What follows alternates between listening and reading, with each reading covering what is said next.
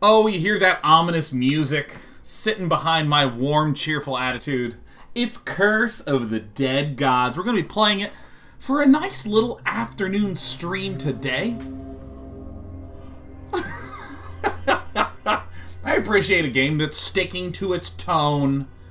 A very sort of ominous sound to it. But boy, I'm in a great mood today. I'm in a great mood. First of all, I was, a few days ago, really kind of bummed because the pre-release event for Magic the Gathering is canceled. We normally do that every Wednesday, the day before the official launch of the set. So I was like, oh gosh, it's canceled, so what am I going to do on Wednesday? And as if fate would have it, Focus Home Interactive offered to kindly sponsor a stream today to play Curse of the Dead Gods, a game that I was interested in checking out, but as you know, there's a lot of games just coming out lately, and I never quite got the chance to investigate. I watched Carnage play it, and he had some positive things to say. And then I feel like all the stars aligned. A game I was interested in checking out anyways. A stream that was canceled, so I had an opening. And then, once again, Focus Home Interactive, thank you warmly for sponsoring this stream on this perfect Wednesday. With you, the perfect viewer, couldn't be more lucky. By the way, I wanted to remind all of you that if you go into the chat channel, you can see a link for the game itself as a sponsored stream, and it is in particular sponsored as a result of this being the Dead Cells update that just launched, bringing Dead Cells weapons, mechanics, curse to the game, alongside other gameplay updates like different zones and biomes and all that sort of good stuff.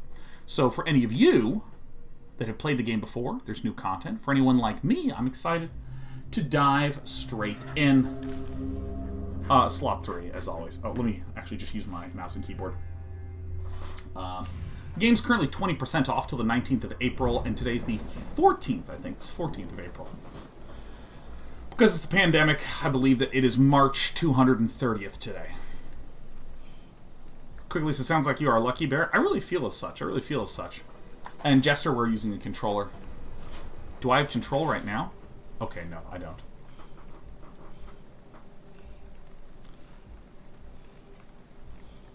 For any of you who don't know, this is what it's like trying to get to your car when it's raining in Los Angeles. Uh-oh. Oh, we're trying to run back. I see. Jupe2 says, I finally have enough points to send a message in chat.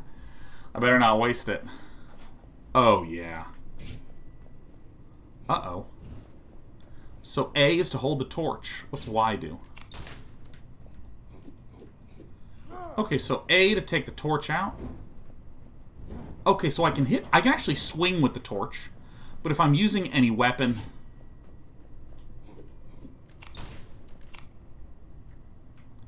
Alright, nice. So I have a gun, I have a sword, I have a torch. I will now destroy every pot because I am someone who plays games. And where do I belong? Where do I even belong? I gotta adjust myself. I gotta adjust my booty here. Let me just...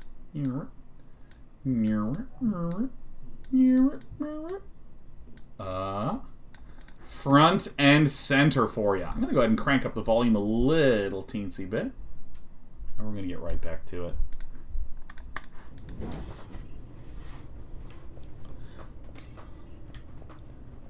Has a bit of an ominous ambiance, and I'm slightly worried that when we all of a sudden get into the main combat areas that it's suddenly going to get real loud, but that's okay, we can change it. I'm trying to hit B to see if I have a roll. It looks like I do not. Yeah, this is the ARPG youth player in me where I'm like remembering as a kid. I hate this. Can't go forward until I've explored every nook and every cranny. Blue Wall won! Congratulations again on the engagement. It's good to see you. Ah! At least this is March 403rd to be precise. It's great. 400th day of March.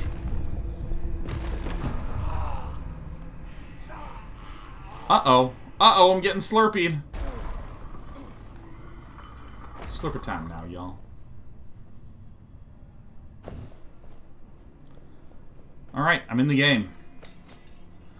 Kazuki's 2 says, art style is looking decent. Yeah, I like, my understanding is that Curse of the Dead Gods is a is not a super gigantic budget release, and there's obviously been a really large amount of unbelievably successful, beautifully arted indie games out there. However, there's also been a lot of indie games that have not been well arted. Largely because doing art is an extremely expensive, extremely challenging thing to do for any title. Just takes a lot of resources, takes a lot of time. Whenever an indie game nails a really good art style that's also really efficient, it's really awesome. Flame Seeker says, how's this game related to Dead Cells? They took some of the mechanics of Dead Cells and put them into this update for the game. Alright, light reveals hidden traps. Standing in darkness increases all damage you take. Wow. Watch out for the indicator at the bottom of your screen to know if you stand in light or darkness. Alright. Use the torch to equip or attack with your torch. You can spread fire to brasiers, or enemies. Alright, so we're in light. I assume if I just step outside of this. Joink. Holy shit. So if I unequip this... Oh, yeah, look at this. Like, you can actually see the trap does not render.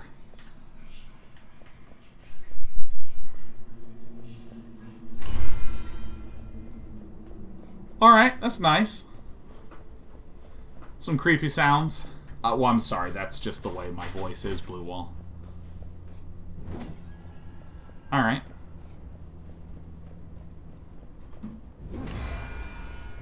Light your way. Use dodge action to quickly roll to evade enemy traps. Each dodge requires one of your stamina points. Aha, visible at your feet. Once stamina is depleted, you cannot dodge anymore.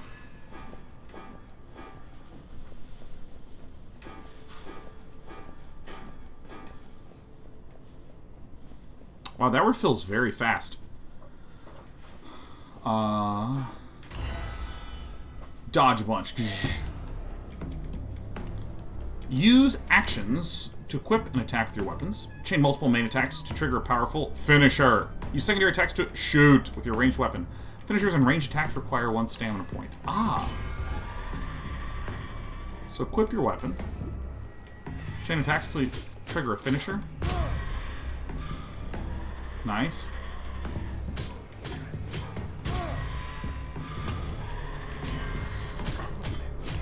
So this is 15, 15, 15, 45. Let me go whack. Oh, the torch deals 2 damage. Holy shit. Use secondary attack to shoot. Alright.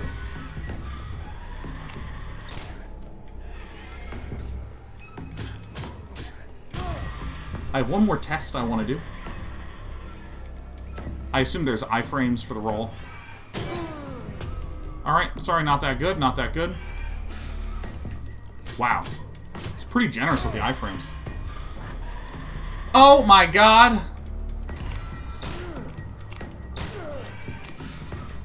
As if our day was not going well enough, Sockreal is rated with 1,000 beans. Thanks for joining us. All the members of the 42nd, good to see you. DJ Purple says Sacre Bleu. Sacre Bleu. Hold main attacks for a while to release a charged attack. Requires 1 stamina. Hold a secondary shot and then release for a perfect shot. Chain a secondary attack after a series of main attacks to trigger a unique offhand combo. Okay. So...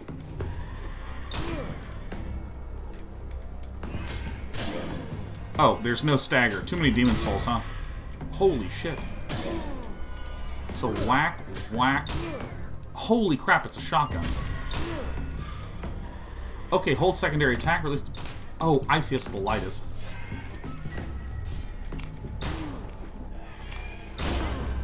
There are some really nice visuals on this one. Hold main attack to release a charge attack. Wow, that charge is fast. It's not as much as perfect. Can I just say, as a little thing, the fact that this game has like a quest system, and by the way, let me just mouse out and change a graphics setting over here real fast. Not a graphics setting in the game, but a graphics setting on my computer. Had some gamma settings changed a little bit. I like that it just has a quest up in the corner. Defense parry. Okay, use the parry action. Okay, at the very last moment to counter enemy attacks. Successful parry weakens the enemy and restores 2 stamina. Oh, shit, yeah. Okay, so... Oh, look, I'm dealing more damage now. Ouch.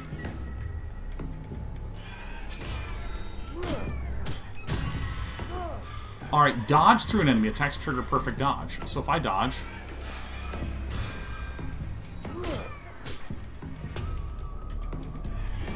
So let me spend some stamina real fast.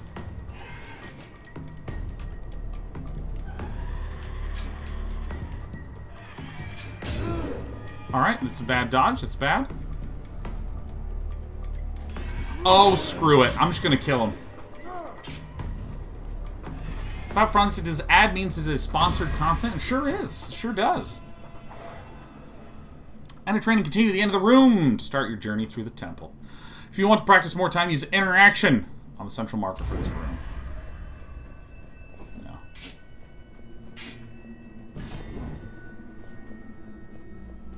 I like the stamina point management in general. I'm interested to see how it'll pan out. Stuff. Alright, crystal skulls are powerful artifacts. Crystal skulls bound to character between explorations. Yep, okay. So assuming that this is like traditional rogue-like or rogue-lite, whatever you want to call it. According to the Berlin interpretation grading scale, this looks like a traditional rogue-lite kind of experience where you gather resources within the run. When you die, you lose a lot of the power and capability from the run, but the resources you gathered, you get to go back to the overworld and spend on stuff. Great. Jade rings are gifts from the gods. Overcome the trials of the temple. Jade rings are bound to your character and persist after death. After exploration, you can trade jade rings. Yeah. Rings and skulls.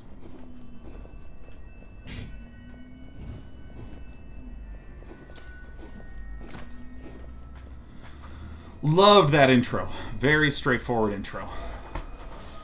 Oh my god. Oh my god. Each temple is an assembly of rooms linked together. Each room type represents the main reward you can expect to find in it. Each time you complete a room, you can choose your path and progress through the temple. Use map action. Oh my god.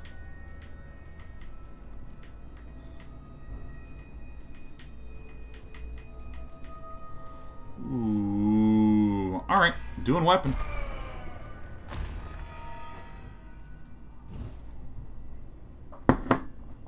Entering the fiery corridors.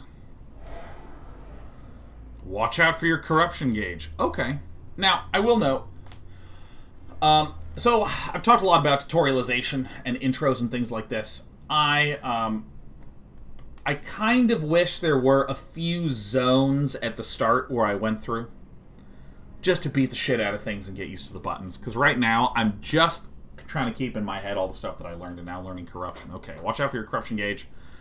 Each door you go through increases your corruption. For each gauge you become corrupted, and crossing the next door will curse you. Save available.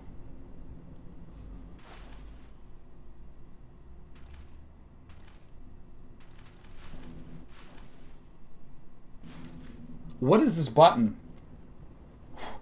What button is this? What does that mean? What does it mean? What does it mean? What does that button mean? What is that? Is that start?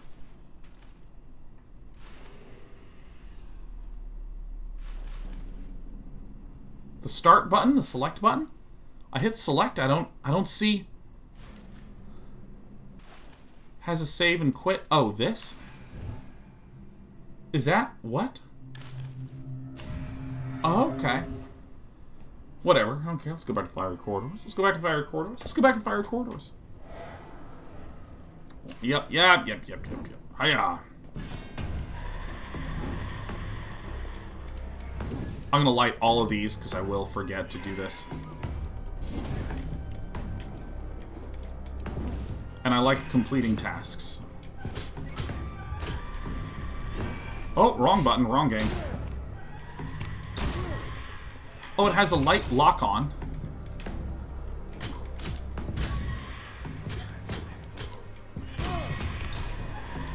Greed kill? What is a greed kill? Ow.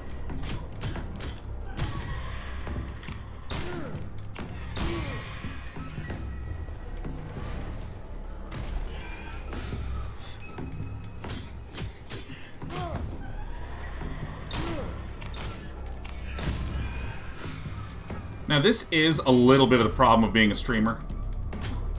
Dude, muscle memory? Oh, shit.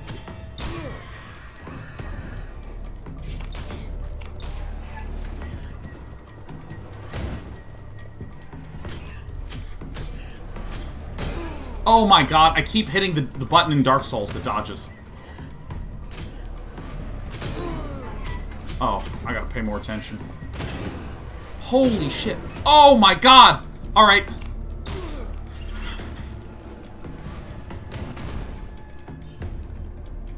Alright, so this is charge. Alright, still learning the buttons.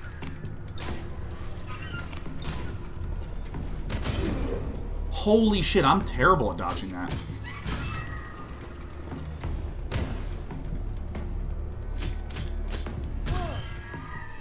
Dude, that strum, where it's just like... Those are really nice. After defeating an enemy, the greed kill timer starts. Chain kills to increase your greed kill count for the amount of gold released by enemies. Well, I'm definitely angry at the developers for giving Twitch chat another excuse to scream greed at me. How dare you? How dare you, Curse of the Dead Gods developers? Give me a break. Oh, man. That's next is going to be like the Sag mechanic. Alright. Would it be worth trying to remap the buttons to benefit your muscle memory? You just overcome it, right? Because the thing is that, like, the game has... Every game I've ever played where I tried to remap the buttons, they universally felt bad. Unless it was something like StarCraft, where I have so much muscle memory I've crossed through to the other side and I've recustomized some of my hotkeys in that game. But, you know, like, Enter the Gungeon, this game uses a trigger as a roll, but then Dark Souls has triggers as attack and face buttons as roll. I think that this setup that they have for this game is correct for a 2D game. What is this? Offerings. When you interact with weapon, relic, or attribute's altar, you make an offering to the gods. Claim 1 of 3 presented boons. Make a gold offering, spend gold. Make a blood offering, get it for free at the cost of some corruption. Oh, shit. Alright.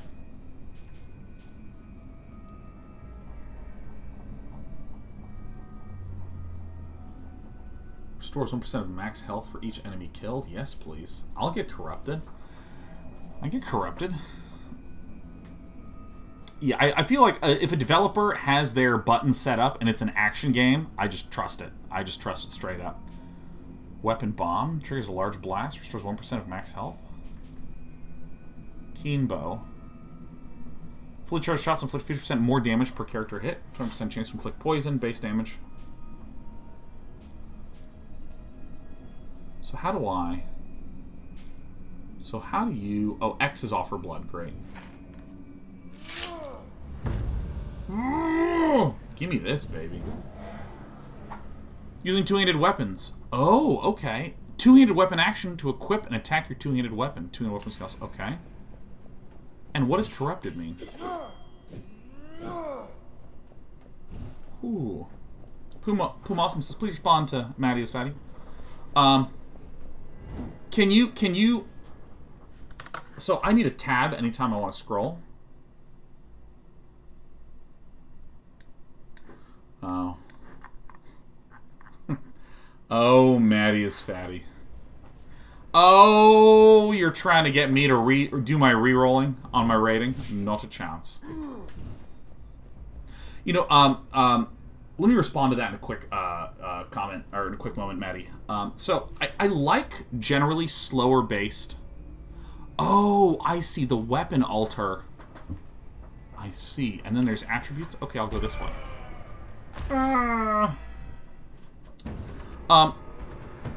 First of all, we're going to find out what cursed means. Zbeltsalok?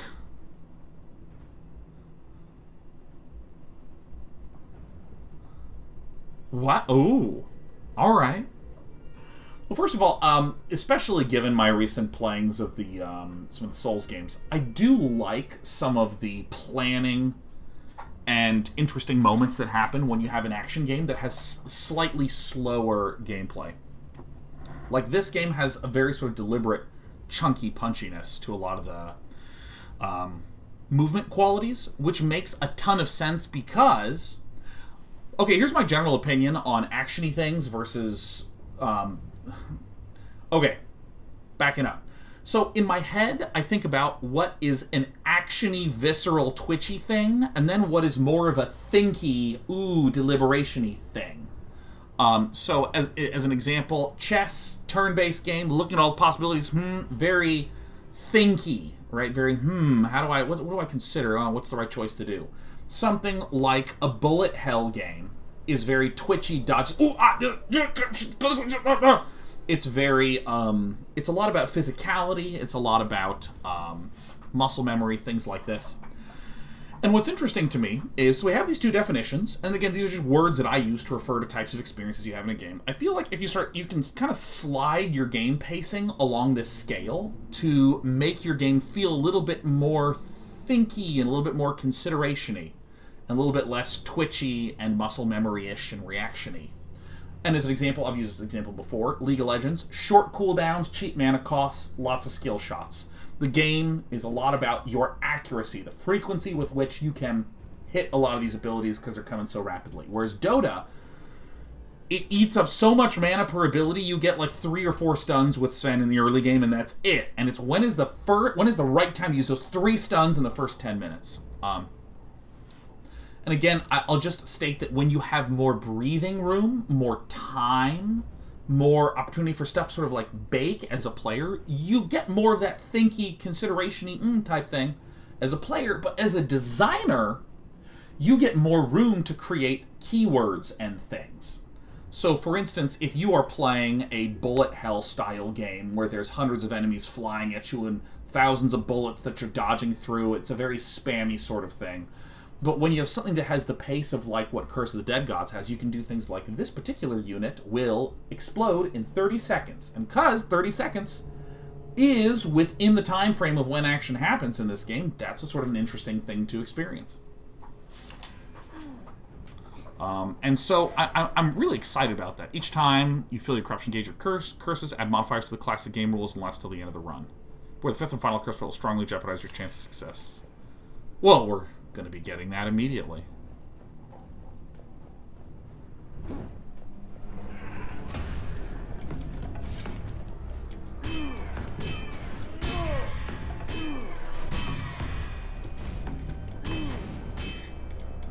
Oh, this spear is rad. Holy shit.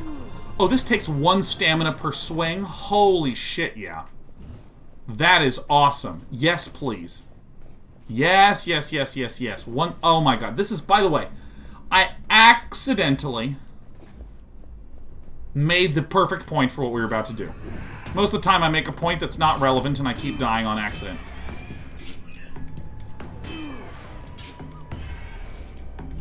Did you douse my shit? Did you douse my shit?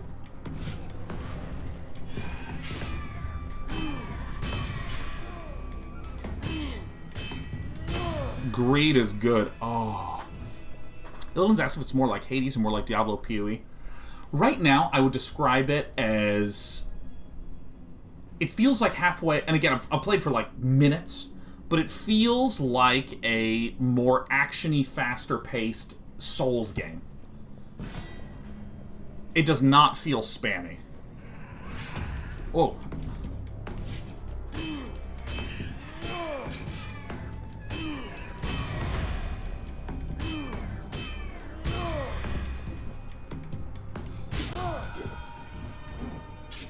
Ooh, I gotta say, it feels nice. Golden Mask, gain 50% damage taken in gold. Oh, and I can offer to remove that. Oh my god! You can use the infantry action to console your current system, codex and systems? What? Oh, yeah. Oh, and this was part of the curse.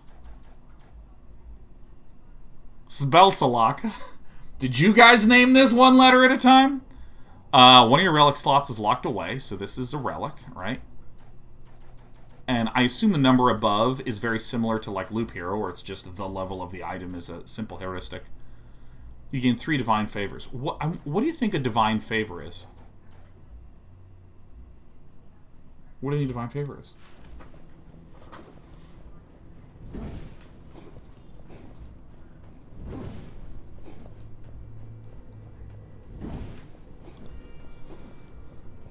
Okay, the door's locked. I guess I do not get to continue to explore it. Yeah, because I saw some of the same stuff that y'all were bringing up, that a wall looked cracked. Gold, money, money, money, money, money, money, money.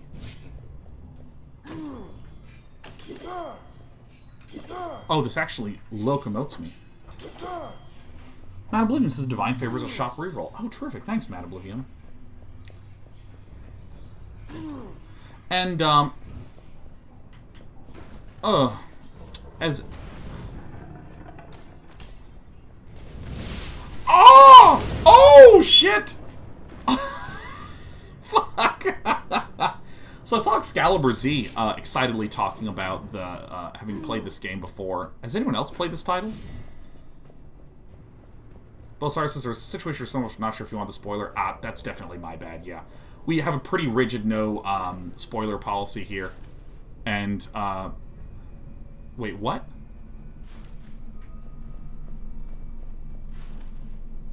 Oh!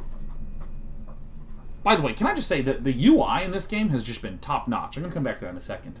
But yeah, no, we tend to have a pretty harsh no backseating policy, so there's an extraordinary amount of very polite, reasonable people that are like, Day9 asked a question, I will let him suffer. Because I do a lot of the rhetorical commentary, because that's what it means to be a broadcaster. You say stuff like, I wonder what happens if I go here, And what I'm doing is I'm just posing what my reaction is. And people are like, here's what it means! And I'm like, no, spoilers, etc. So I should have been more clear on that. However, three things I want to say. First, the number of times in this game that I've gone, wait, and how does this work? And then I look at the UI and it tells me. Like, this is great. By the way, there's some loud construction noises and banging, so don't mind me. Like, this is so great. It has a circle around the gold to indicate this is a gold room. It also has the... I'm actually going to move myself to the center of the screen, because I think everyone can properly detect if it's light or dark, huh?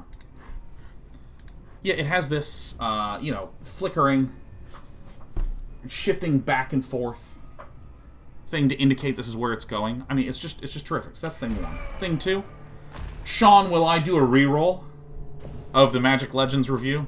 No. Not a chance. Not a chance.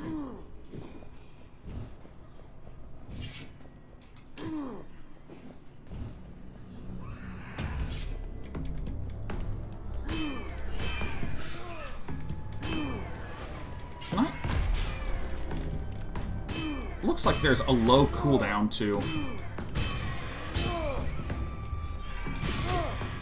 Greed kill ×3. It looks like there's a little bit of a cooldown on the parry, but not by much.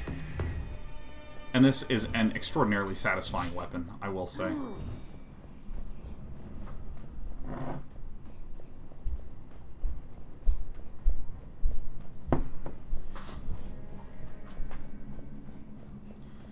God, this gives me Diablo vibes. Any of y'all play the original Diablo as a kiddo? Totally call in sick, stay at home from school kind of game for me.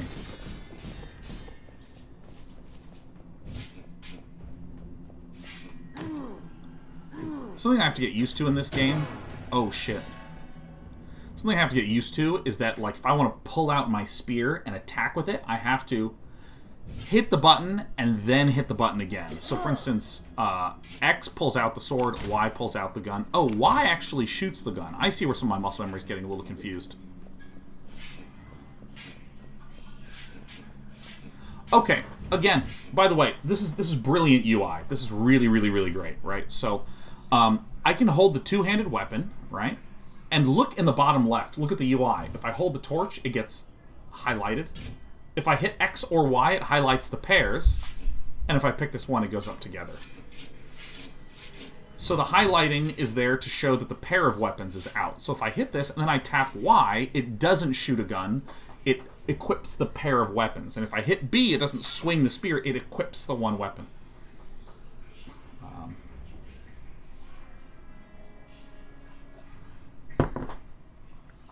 Oh, Xantry is asking if I'm Poop Feast 420. For any of you who don't know who Poop Feast 420 is, it's a legendary troll in the StarCraft scene. I don't know why this is the case, but look, I want all of you to go look this up. Look up Artosis,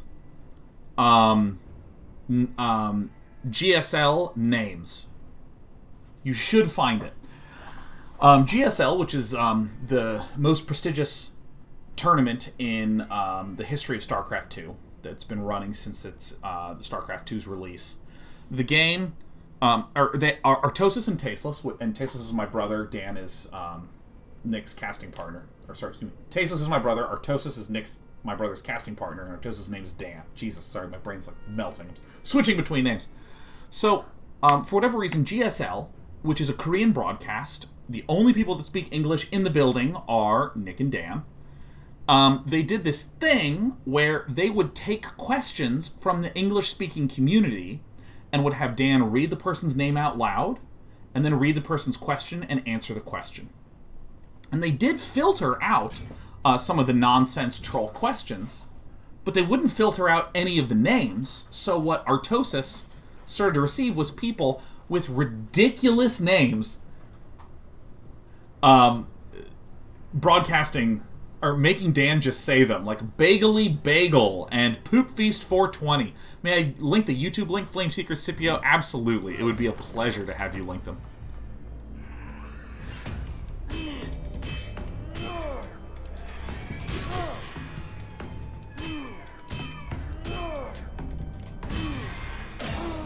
Oops. Greed is good. It's a really good video. Scipio just posted the link. What's this? Blazing Blade. Fire, let's see, no ability. Oh, yeah. +1 base damage per point of perception. Alright, we're gonna take you. Make no mistakey. Oh, this is nice.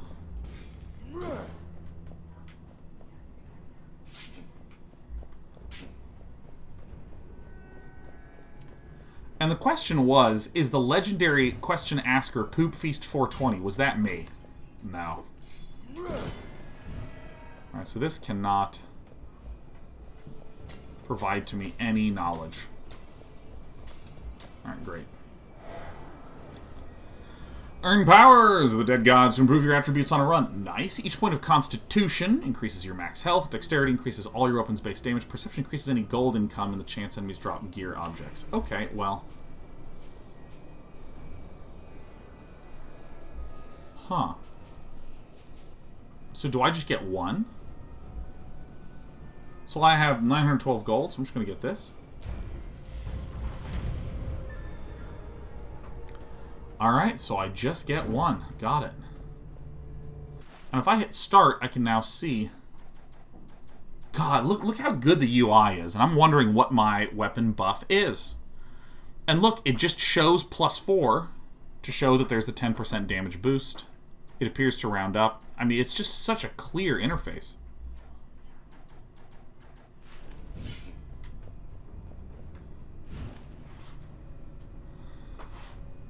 Unknown, absolutely question mark every time. The Blackness says, I've got my first week off of work in like a year and a half. I made plans to go out backpacking, but I'm just so tired. Ugh, yeah, dude. I absolutely am someone who, on vacations... Oh, shit. Okay, so it looks like I can't stagger or interrupt these attacks. Oh my god! I'm getting owned.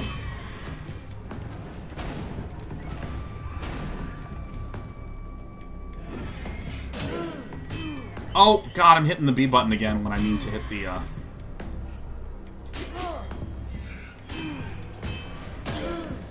Oh, my God, I'm corrupted again? Oh, that guy's attacks corrupt? Fuck. Ancient Sensor. Gold offerings remove 5 corruption. Well, I'm cursed again. Blue Wall says, it's clear UI and also has nice art style as well as integrated into the game. Yeah, no, it's pretty magnificent in terms of the design. And by the way, okay, so I talked about this. This is just, by the way, just a descriptive lens. Is this a torch? So just as a descriptive lens, again, I talked about the sort of actiony, twitchy, ooh, ah, holy cow sort of feelings that you might get in gameplay.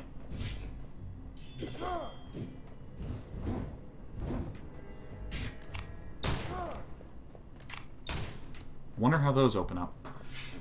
And I've talked about how this one has a little bit of a slower gameplay loop to it. Slower combat, which allows for more opportunity to have some weird and interesting mechanics.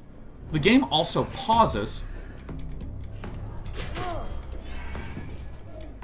which I feel like... Uh-oh. My parries did not work.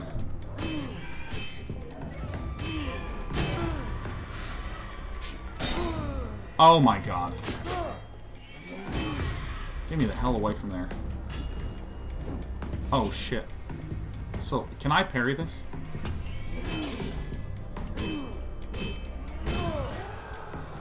Alright, that dude was both not as hard as it wound up being, and this game's very hard.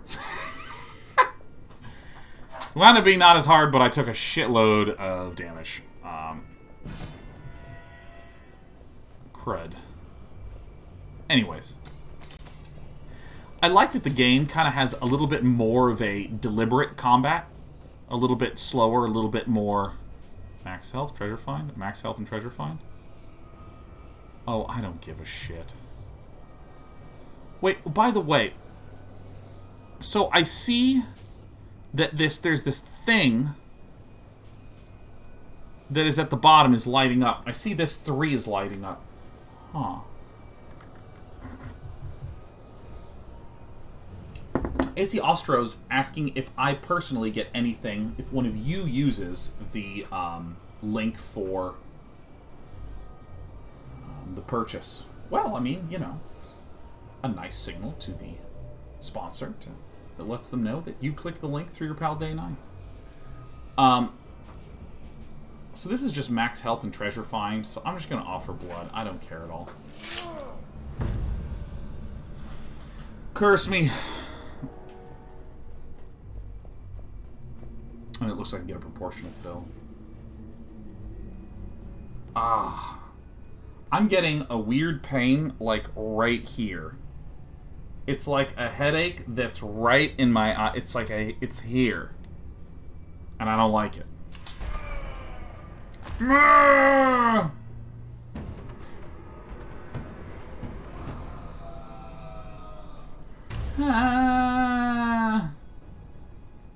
Pointy pain or a throb? It's like halfway in between that. Bloodlust. Drink heartily from the fountain of warm life and ignore the salty taste. All regular healing effects are disabled. Septos coming for blood. That's good. Defeating enemies now releases blood instead of gold, restoring a portion of health. Blood quantity is increased by the kill counter and perception.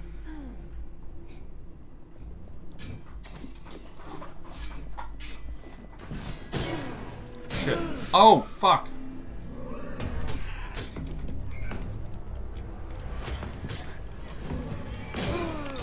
Oh! Oh! Oh my god, I'm at 1 health. Have you heard the bad news? Fuck.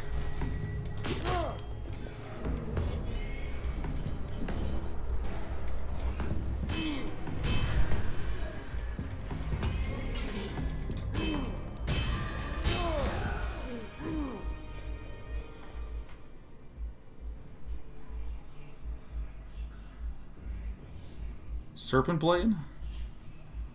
I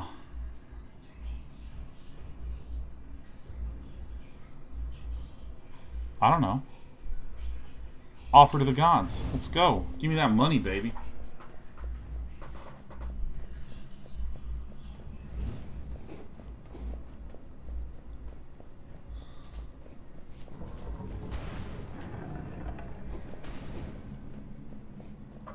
Yeah, but it's pain like right here.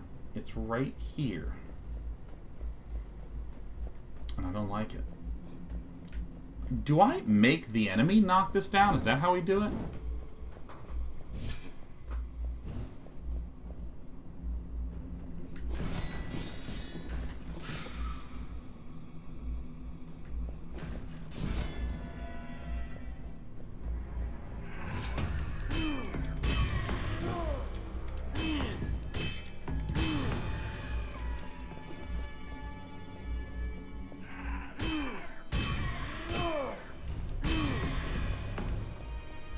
can see how you can play this game quickly. Your Paladin is going to take his sweet time.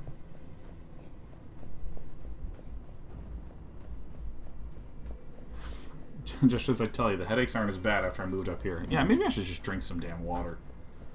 Drink some damn water. What caused the combo to change from Bloodlust to Gold? A curse.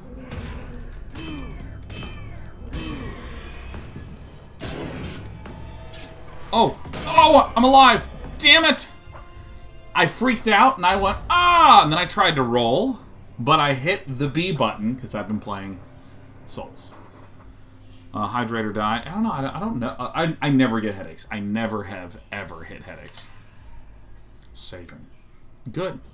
You know, it feels good to die. I'm glad I'm dead, in fact. Show me the overworld. Remember how I said that I wish the game had a slightly longer tutorial? Take it all back. This was fine. The Underworld is a place between life and death where the dead gods slumber. Use the interaction action. You have the central steel to access the Underworld. There you can offer crystal skulls, jade rings, and etc. Ah. Yeah, let's take these.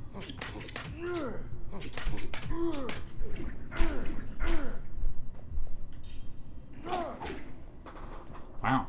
Alright, cool. I'm gonna try to use these. And what's this way?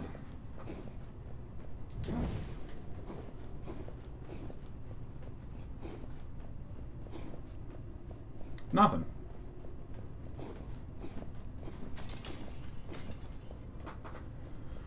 Some loot fist says, what are the chances that two really good roguelikes have the Underworld as a home base? You know, I do think that there's some... Ooh. What a beauty.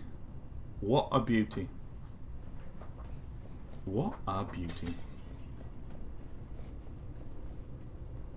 So this is where I go to buy things, huh? Yeah. Oh, I see. You just go into here. Okay.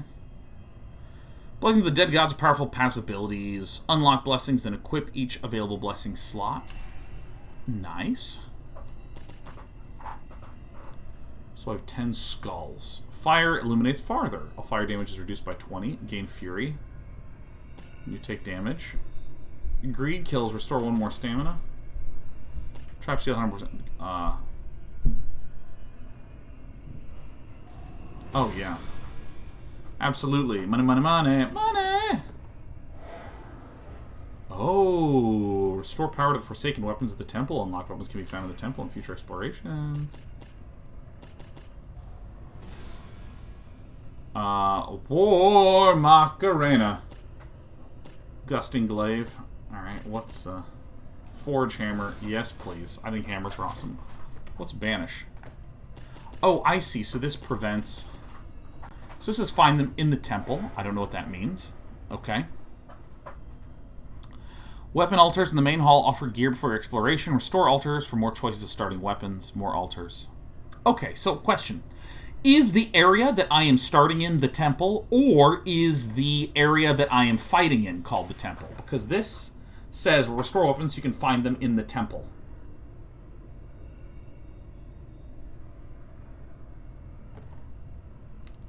Anyways, 1 weapon altar has been restored. Upgrade. Restore the 2nd weapon altar. Aha. Base quality. Altars have 75% chance of offering common main weapons. Okay.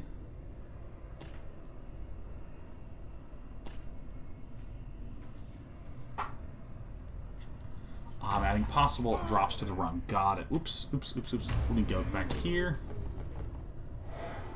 Divine Favors let you refresh the gear offered in weapon and relic shrines. Unlock more Divine Favors to increase the number of times you can refresh the choices during an exploration.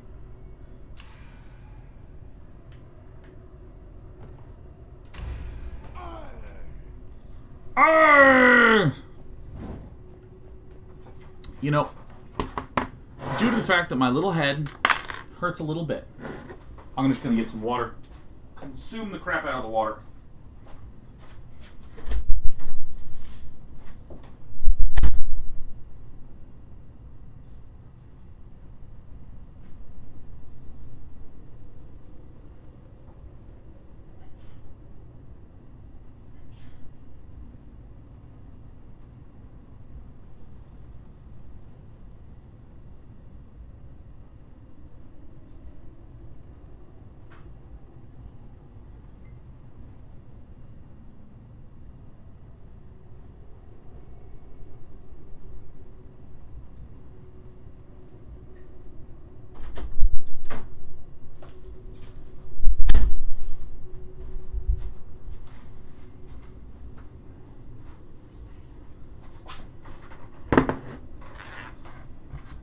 I got a second mug.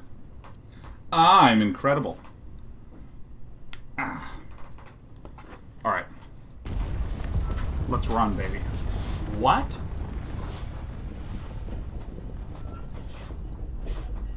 What? Victory reward is something.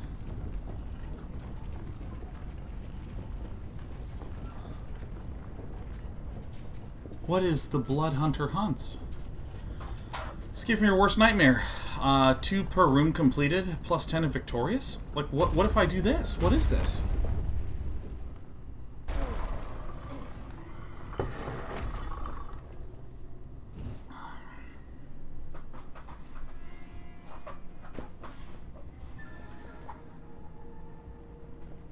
What?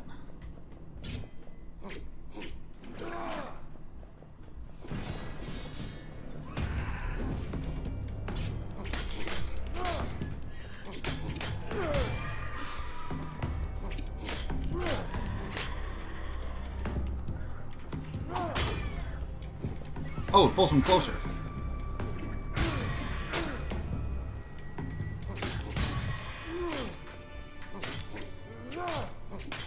Kill the bats.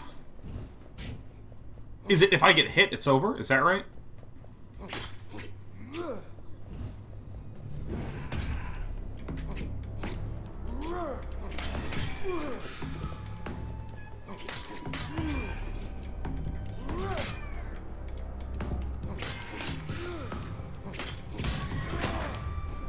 Oh shit, that's good. So if I go X, Y. Is this a Diablo? No, this is, it's like a rogue-like that has ARPG elements. Oh shit!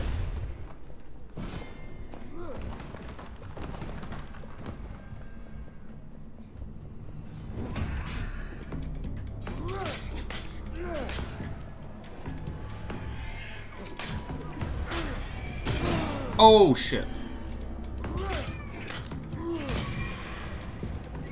Anyone know why I can't see any of my stuff?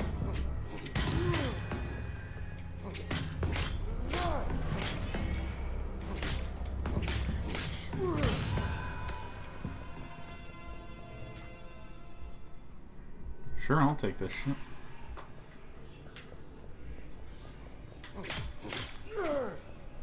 Oh, it's my curse?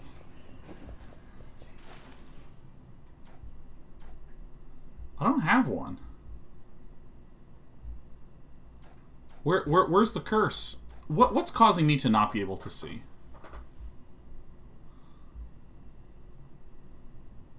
I did a modifier? Oh, I wonder if that lists that anywhere. Run modifier on the event. Okay, hey, it's the first time the UI hasn't communicated something to us. Nifty.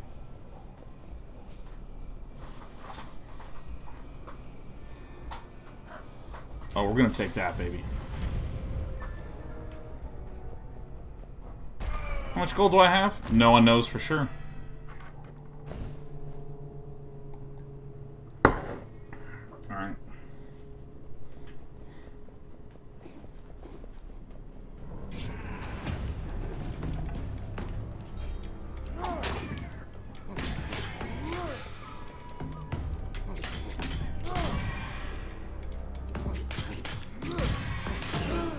Today I learned that I lose the HUD if I go into the challenge mode. And I realized how significant that was.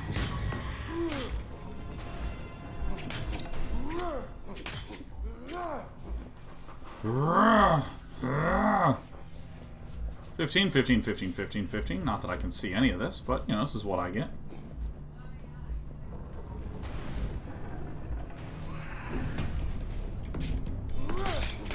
Just that specific challenge. No, I understood that. It's just... Oh. Oh, I can parry projectiles.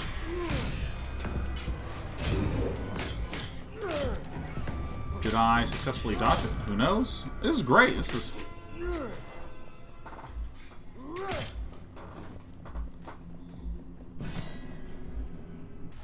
You know, I actually think I'm going to return to the run because I want the HUD and I want to be able to play the game. Nice.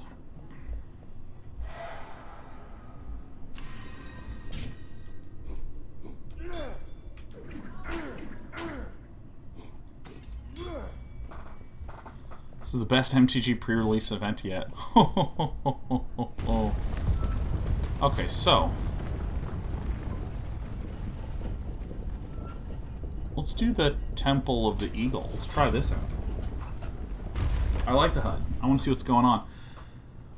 Weapon or gold. Oh, I just got a new weapon. And what's a relic? Yeah, let's do this. Yeah, so I kind of have a little interesting observation. So there was a challenge mode that made the game more challenging in the last run that we just abandoned by hiding. Whoops. By hiding the HUD. But I feel like some interesting things happen as a result of that. For one, I felt so much less tension or clarity or interestingness.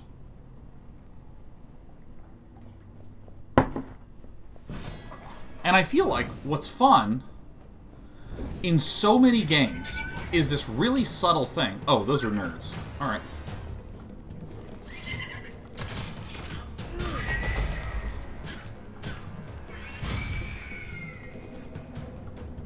Which I will say in a second. Oh.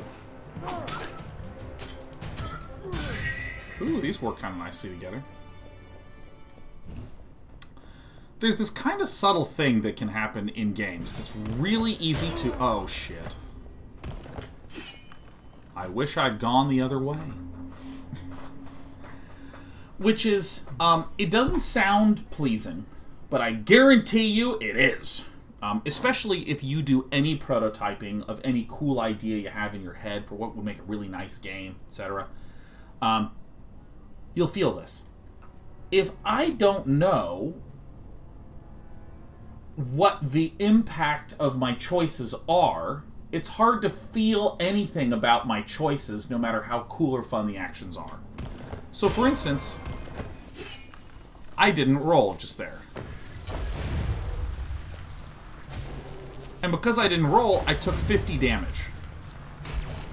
Now, in a really simple sense, I took damage. And taking damage is bad. So, don't do that. But this health bar here contextualizes the degree to which that is bad. And then what happens very quickly is I get into a room where I lose 50 health. And I go, ooh, that didn't feel very good. Because I see that this is staying still. Then I get into another room where I lose 300 health. And then in the next room I lose 20 health. In my head I go, I thought the first room was bad, but the second room was horrible. And then the third room was like, fine. When I was playing that, and I think that's a really subtle and really powerful experience when you're playing. To just know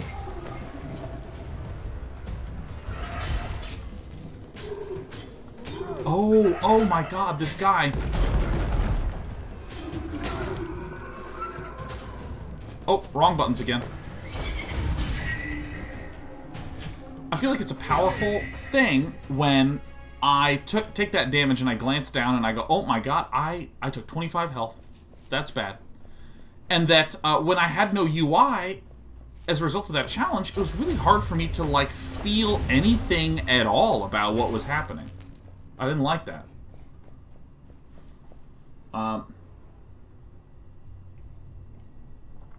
And you know what? I'm going to use this comment from Blue Wall because I feel like it's great for highlighting the point. Blue Wall says, hey, but I feel like you could also maybe perform better because you're not stressing out over your HP or anything else. However, I'll never know if I'm outperforming because I don't know what my health is. I never knew what the moment was that fucked me over.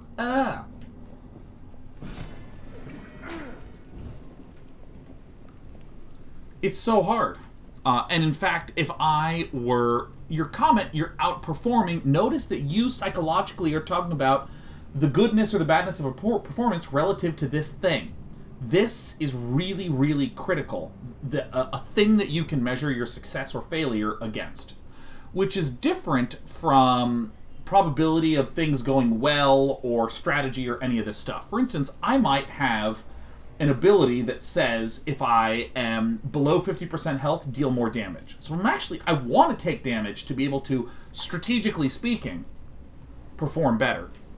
And a great example of this is card games, where you have health, and you're trying to keep your health high.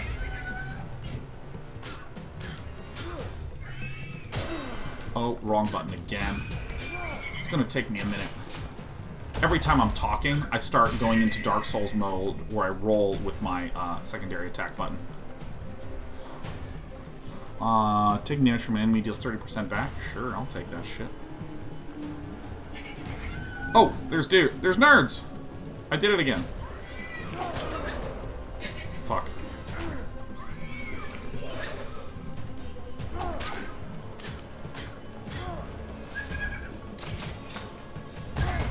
Oh, shit. And it's purple. We've been cursed. Feels bad, man.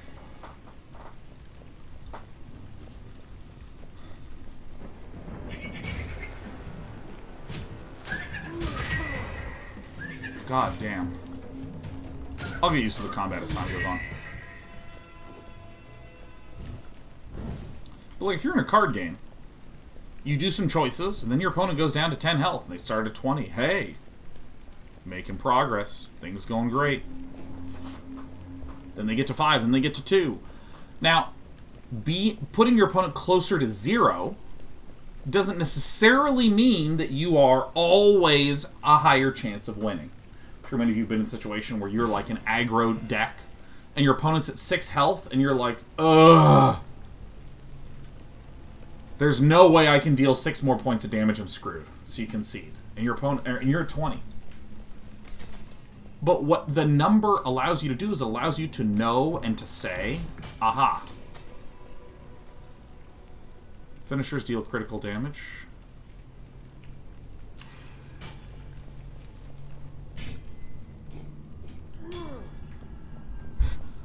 It just allows you to say, I know what the kind of status of things is. I don't know, I think that was really interesting. A relic, please. I think it's just, like, really interesting to be playing this game, to have the UI get removed, and I immediately couldn't tell how terrible things were, how bad things were, how well things were going, all this sort of stuff.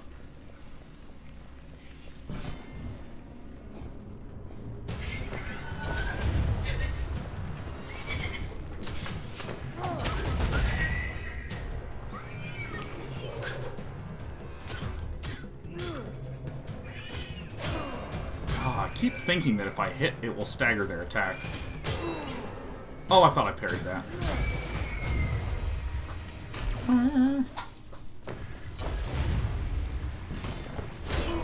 Oh my god. That's right. Oh, and I went the wrong way again. Ay, ay, ay, ay, ay! Alright, so I don't like the whip. This is kind of nice to be able to, like... Oh, shit. Thrown bombs deal additional damage. Crackling grenades, two-handed weapon. Alright, let's take this. Oh. Well, I found the only weapon I'll ever use, huh?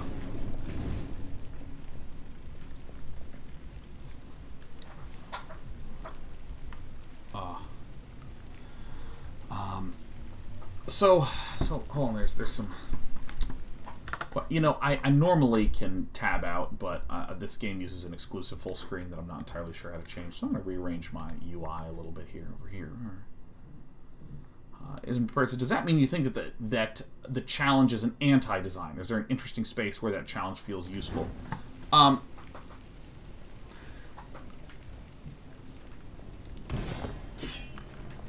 So let me use some slightly different words than what you're using for the sake of, like, ultra clarity. So the statement is, okay, Sean, when your UI was deleted, you felt like it caused you to feel disconnected from your decision-making in the game. It was hard to know what was going right or wrong or good or bad, whereas right now I can say I've lost 400 health in the last several rooms, and that's... Therefore, I did some bad stuff. Oh, wrong buttons. Wrong buttons again.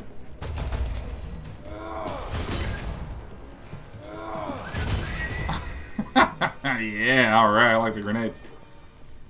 Like, that experience of having no UI, or removing key UI elements, I think that that's fun for someone who's a very advanced player of the game. Minus 10 blood offering cost. I mean, we take these, right? But the point that I'm trying to make is that in many games, there is the thing that you're trying to succeed at, and then there is the way that you succeed at that.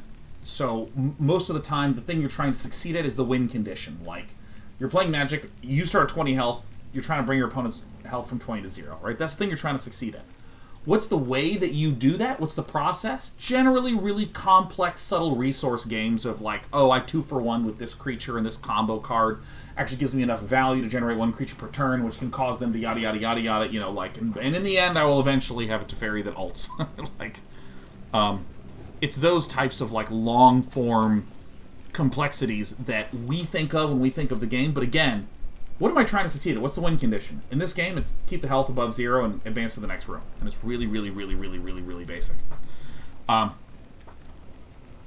so the challenge that comes from not telling me what my health is, I think would be interesting to a player who is trying hard to track all of the stuff, who has enough information to try to estimate and to fill in the blanks. But if it's a player like me that's new, that doesn't know these things, then it can feel quite random. Gold offerings remove 15 corruption. That seems good. +4 dexterity. Increase weakened effects. +3 perception. +33 to all healing. And more constitution. I'm just going to get the really expensive one. Hooray. And so I think that this is one of the things that, for instance, makes a game like StarCraft really challenging. It's not really clear what you're trying to succeed at as a player. If you're someone like me that's played the game forever, you know it's getting more bases, baby. It's getting those bases. Bases, bases, bases.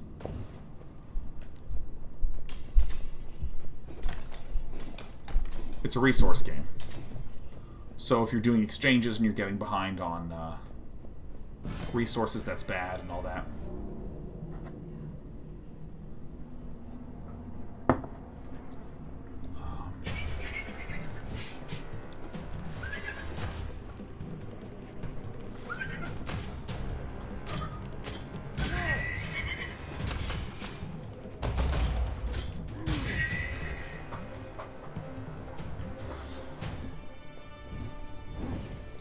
You told to Artosis he's been having a rough couple weeks. I think Dan.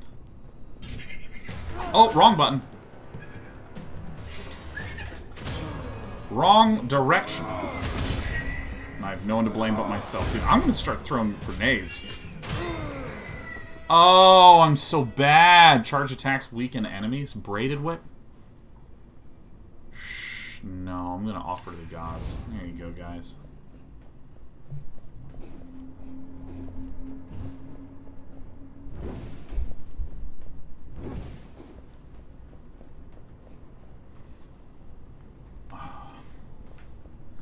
Artosis is like one of my favorite streamers. Oops, oops, oops. Because he clearly loves that game so much. We all have a game that we just adore that drives us insane. Granite Rock says, I started watching Artosis streams on Day9's recommendation. I don't think I've seen an angrier person. He and I balance out to true neutral. Still not sure how to break down walls, and I might ask in a little bit.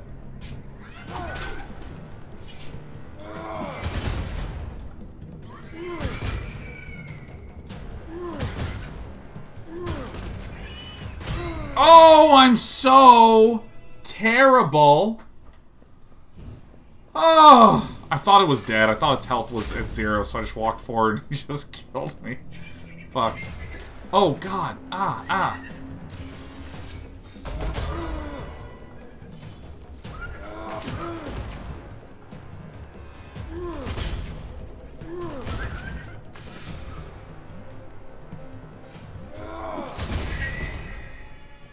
Greed kill. Your bombs destroy those walls? Maybe.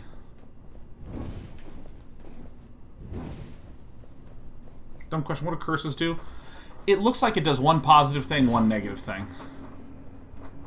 Or in my case, it's very hard.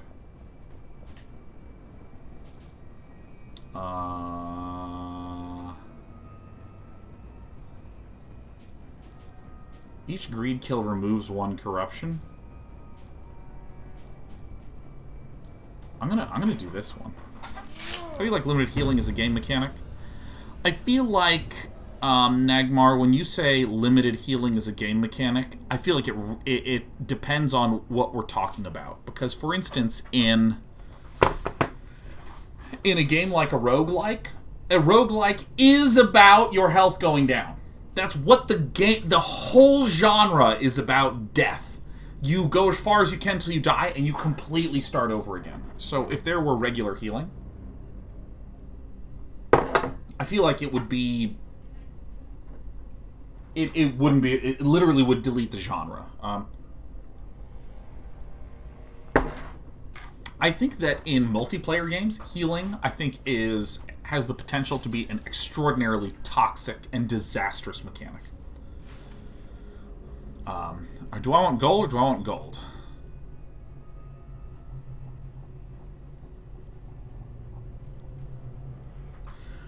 In fact, I think it was one of the design leads on League of Legends says that healing is the most toxic mechanic in all of League of Legends.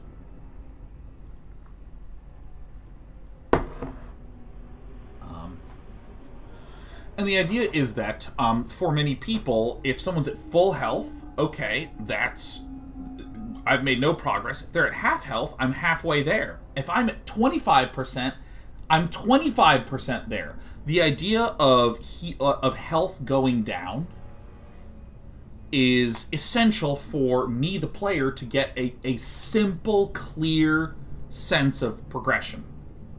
I'm not even talking about anything complicated. I'm talking about, like, he is nearly dead. Therefore, we are doing good. You know, like, just real simple, basic stuff. But when you have... They go down to 30% health, and then they go back to full health, and then they go down to 30% and back to full, and then to 50, and then to 80, and then to 10, and then to half, and then to full. It's kind of unclear what the status is at any point in time. And for that reason, they called it a very toxic mechanic, because it constantly felt like an undoing of one's progress in the game. Was it dark? Okay, corruption now passively increases over time. What?! I literally just tried to work again. Oh my god. Ugh. So this is why, for instance, Dota is a game that has extremely little healing in it. Just across the board. It has very, very, very little healing.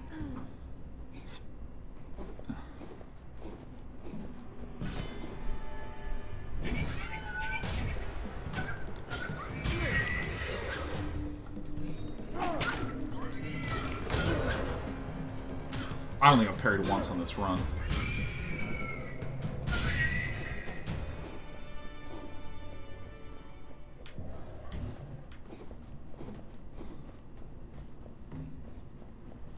And I've heard this also used to describe issues that players have had in Overwatch, where you have to have a really complex understanding of what the various cooldowns on various...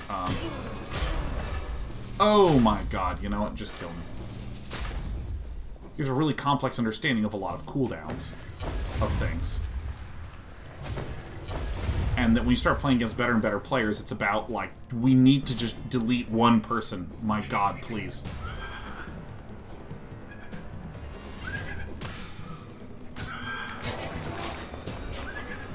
What the... What is going on? What is this thing? Can I... Okay, that just blocks it. I do not like the whip at all. Oh my god, I'm so bad at this game! You know what? Just kill me. Just cut me down. Cut me down where I stand.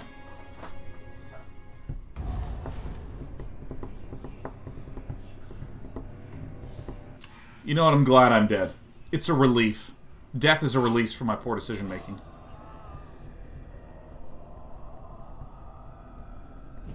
So yeah, so this is the sort of... I mean, I know toxic is one of those overused words that does not mean that much. Because it's used in so many different ways. But I think the argument that League of Legends stated was... or that this particular designer from League stated... Ooh, what's this? Is it a shield? Worn shield? Ooh, I'm gonna take this.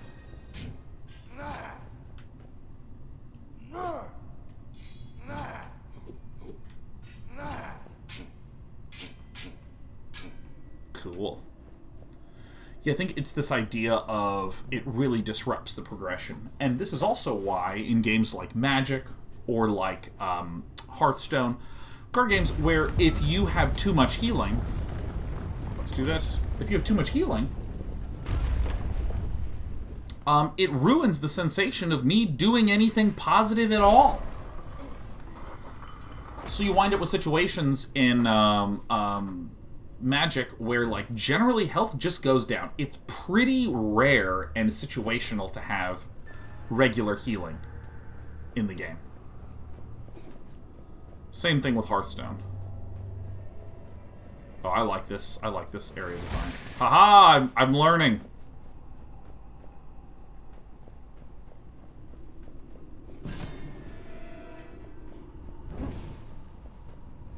Money. Money, money, money.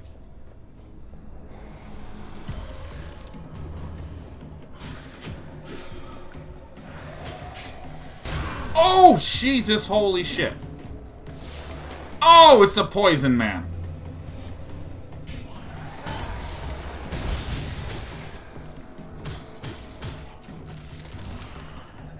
Oh, I see. So, what is...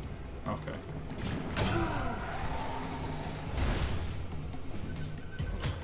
Can I just state that I'm having a real hard... I might actually change this.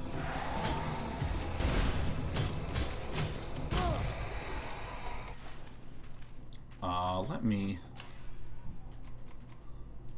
I feel like switching these two.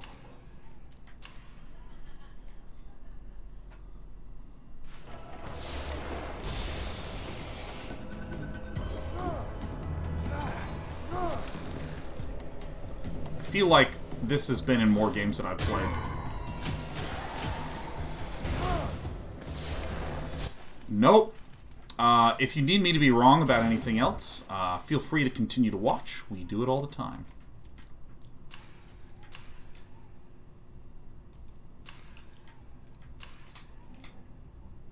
Okay. So, oh my god, this poison thing is... This is so much harder. I think I'm falling victim to fancy play syndrome, man. I think I'm trying to use too many of my buttons and I'm not just dodging and rolling and parrying. So let's see, how does this work? Yeah. Yeah, like, I mean, so this comes back to saying, what do I think about healing in games? I think it depends a lot on the game, because I think that also in a game like, hell, Apex Legends. This is the first room, right? Oh yeah, no, I'm really screwing up. In a game like Apex Legends, I can see that if you survive death barely, it would be really, really quite fun to recharge and get another chance at life, because the lethality is already so high in that game.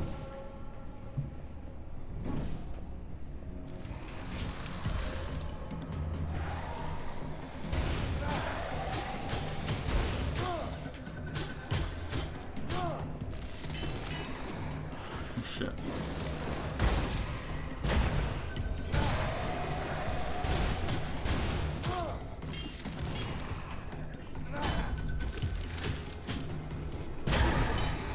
Come on. Video game. Alright.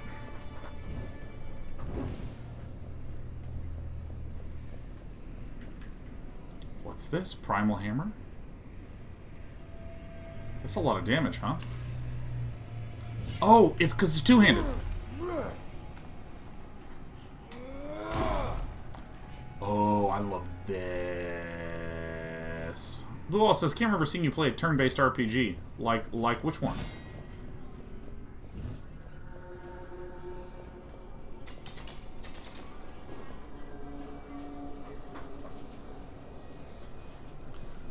Yance is in Satchel's favor. More damage, more treasure. Any? No, but I mean, like, give me several examples of turn-based RPGs, because that's kind of a ridiculously broad category. Because, I mean, it could be anything from the classic CRPGs that are like Baldur's Gate and Fallout. It could be something like, I think that Slay the Spire is a turn-based RPG, you know. It could be something like JRPGs that you're referring to. Like, just start rattling off, like, maybe 5 or 10. Because my response is, I play those games. On stream. So it might be a definitional thing.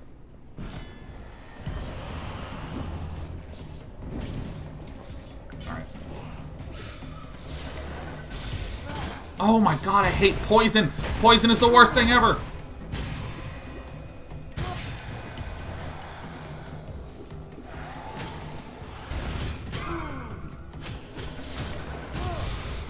Holy crap. I don't know what happened. It's like I unlearned everything.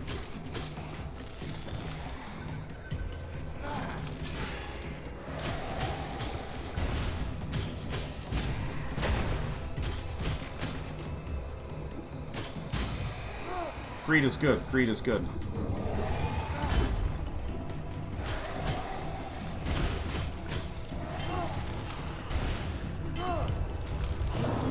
Holy shit.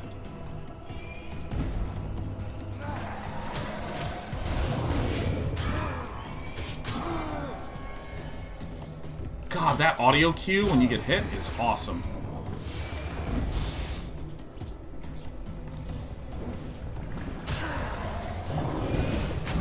I keep thinking that they're not going to hit me, so I don't do anything.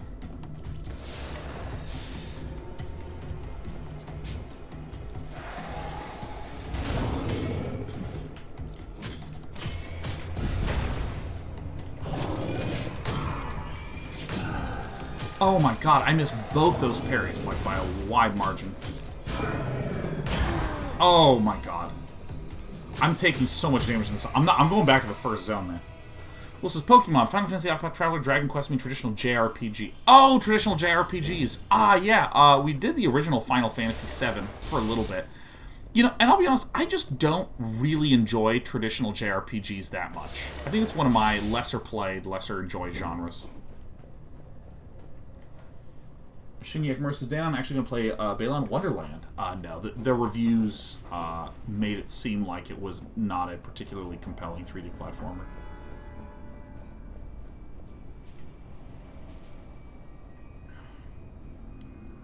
Oh my god.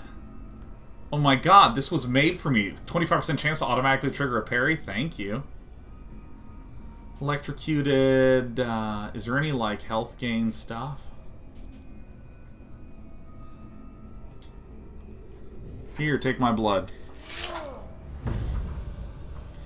So yeah, so that list, Blue Wall, I also don't find Pokemon to be very compelling.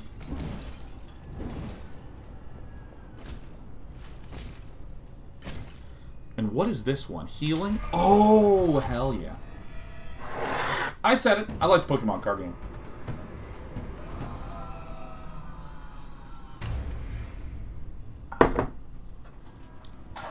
Devious darts. All dart launcher traps are now active. Darts deal poison damage. Isn't this just strictly bad?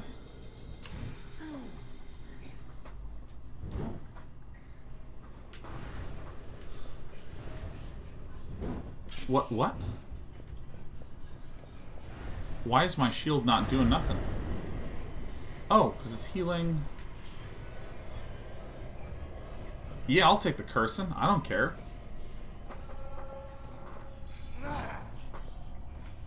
What does this thing do again? Everything. I think you forgot to pick it up after buying it? What do you mean? I have it right here. I'm holding it. Oh, it did launch a shield onto the ground.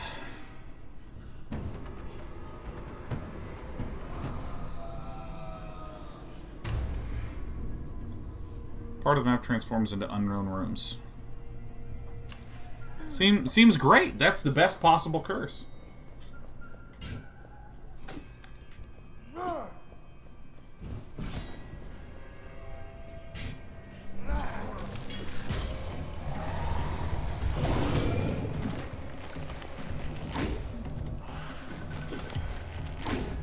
Holy shit.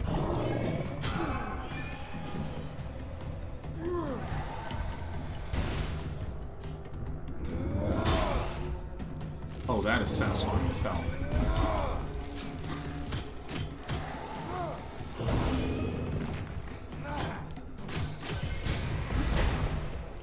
I dodged your shit!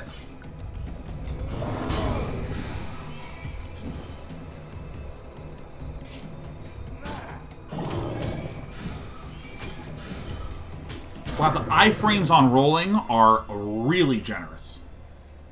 Hell yeah, give me that shit. Blue wall, gift, and 5. All because I said, give me more definitions. Oh! Oh my god, this guy wants clarification definitions. I love his content.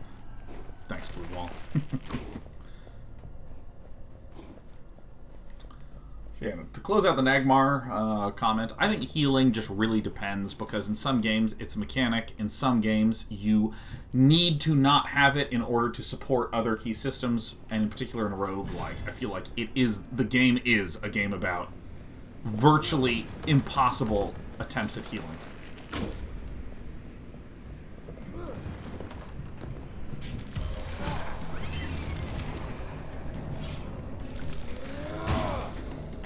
Oh!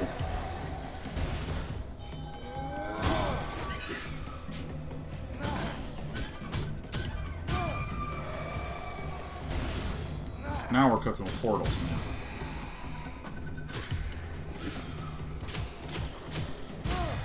Oh my god, I have been doing way too many... What is this, 2% base damage per 1,000 gold?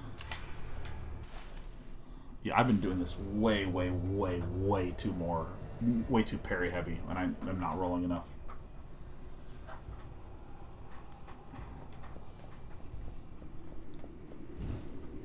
Oh yeah, Mr. Tabis brings up then there's Path of Exile and ARPGs where you heal your entire HP multiple times per second to survive. Oh yeah. Where it's just another piece of the management chain. Max health and damage, and I will absolutely offer blood always, Yamak and Yatz's favors.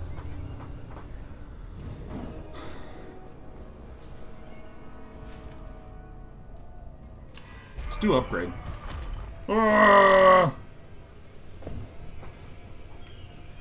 Yeah, which I mean is fine, because then it's sort of like, I mean, those games are about the balancing of a complex equation.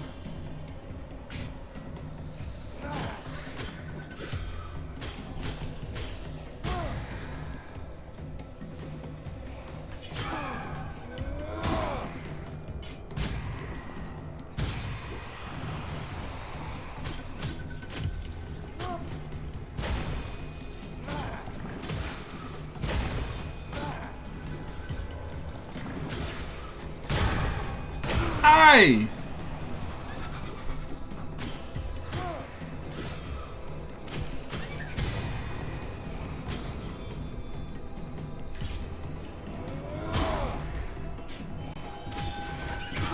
Oh shit, you dashed 2 times? What are you, me?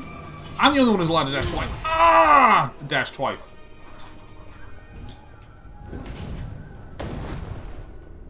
Were you a big Diablo 2 player? Do you think you'll play the D2 remaster? I may play the remaster. I'm sort of, again, holding off because I think it could be anywhere from... Why? Why is it this color?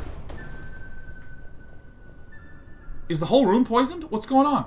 I think it could be anywhere from incredible to mediocre, to maybe worse. I mean, again, I am pretty connected to the Warcraft 3 scene. Obviously, there's a big overlap between Warcraft 3 and StarCraft players. And the Warcraft 3 Reforged was very bad.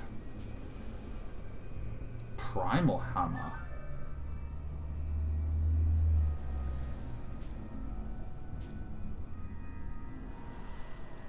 This just offers it a little bit. Dude, I'm going to keep upgrading the hammer. I love hammers. Kevin Sheeler says, Warcraft 3 cost Blizzard all the goodwill, huh? It was one of, like, there's been 2 years of flubs. And, you know, my sort of basic perspective on this is that, like, it takes a long time to build credibility. It takes a long time to erode credibility. I know many people that work at Blizzard that are just brilliant, that are just incredible, brilliant people.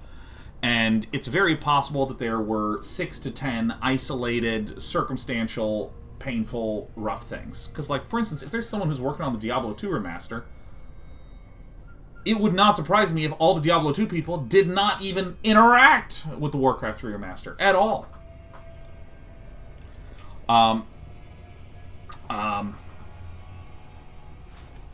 So, you know, it's kind of one of these things that when you are a large creative company and there's, like, many different teams working on many different products, sometimes the decisions this team makes affects the credibility of that team and vice versa. So I think that it's absolutely possible that something great could come out of it. But I think that there has been enough things that have happened that give me pause. Hold on, I'm going to focus on this fight for a second. Ugh. Oh, poison fucking clouds. Ah! There's enough things that have just made me go, you know what, I'll just be a little hesitant. Ay, ay, ay, ay, ay, ay, ay. Mamma mia.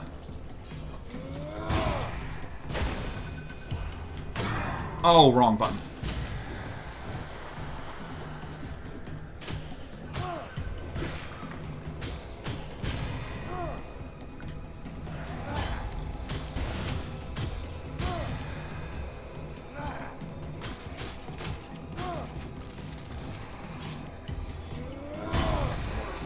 Oh, I dodged in the wrong direction.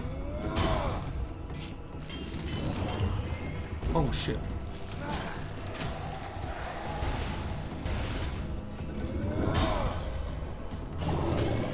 Big guy dead. Oh, he's up! Oh! Hi! Ah! Playing poorly. Ah, no!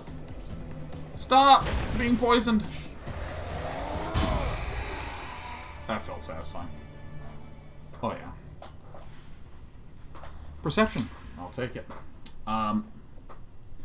There's been enough faux pas that I'm going to be a little bit more on the weight side. But I would not be surprised if I played that shit. I mean, Diablo 2 was amazing. I played as a hammered in. I like dumb builds, like a charged Boltrus and stuff like this, where you like get to an area where there's lightning immunity, and you're like, alright, I need a partner.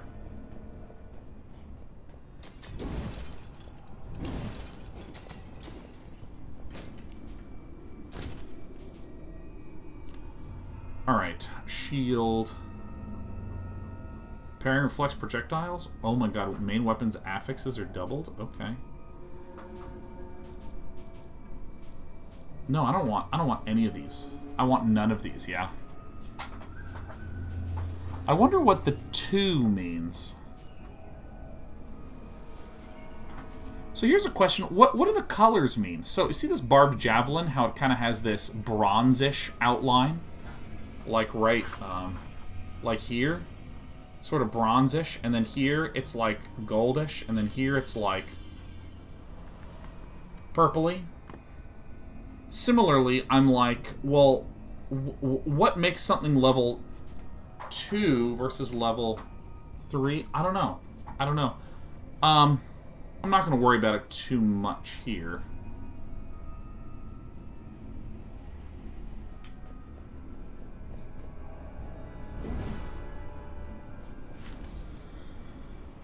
Unknown gold attributes. I'm going to do attributes. No, I'm going to do unknown because I like the gamble. Gamble.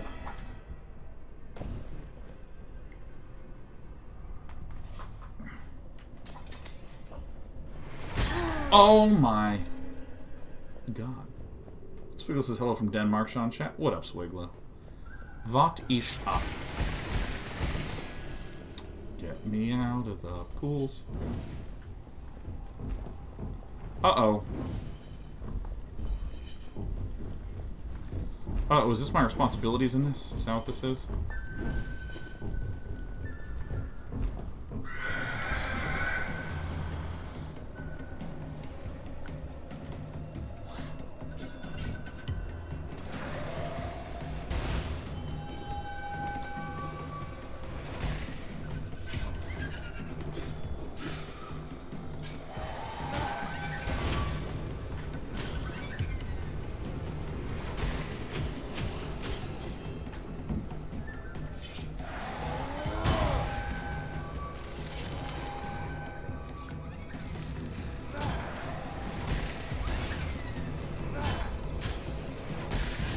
Fuck!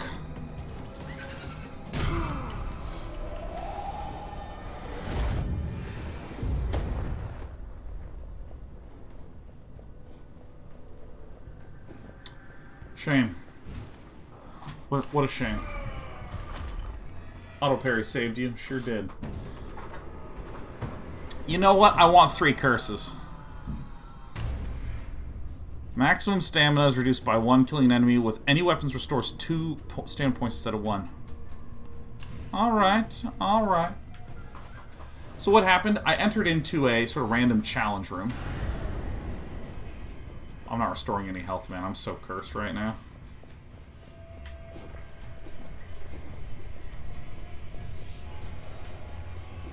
Heal a little bit. You know, I like my health.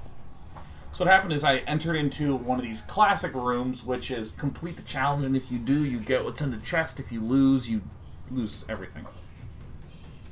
Robodobi, excuse me, says 49 months already, man. Nearly halfway there. Did you die if you had 5 curses? I don't know.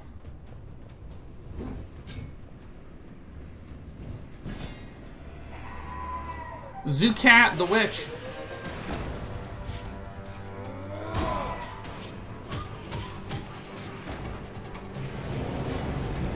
Holy shit.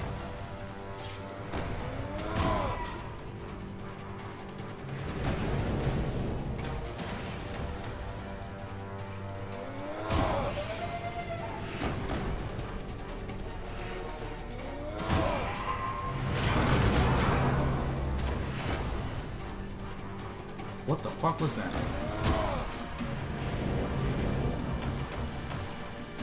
She appears not to get staggered when I bonk her.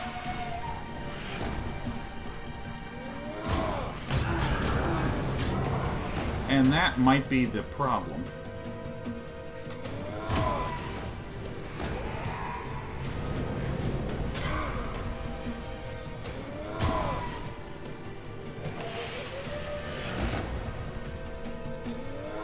Oh, we are taking some damage. Oh, we are taking some damage.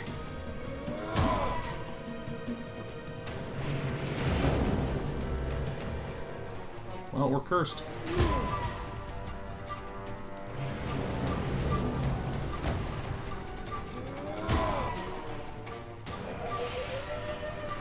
if I charge...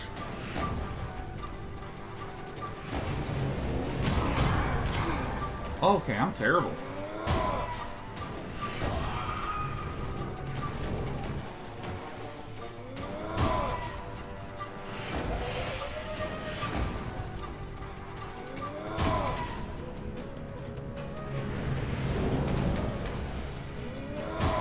I'm also getting way too close.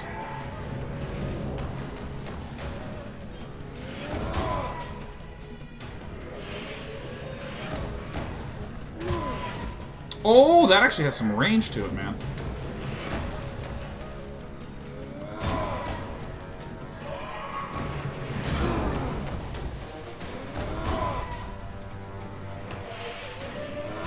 Oh, shit. Am I gonna just keep doing the same thing? You betcha.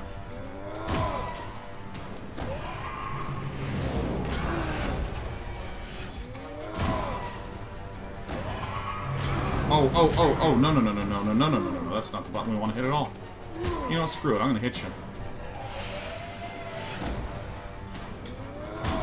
Oh, we are gonna eat it so hard. You know what? Screw you.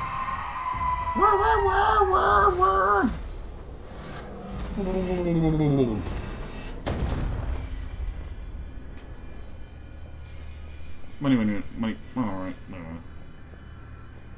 What is this? What's the difference between this and... Oh, I assume that then I must go here. Great.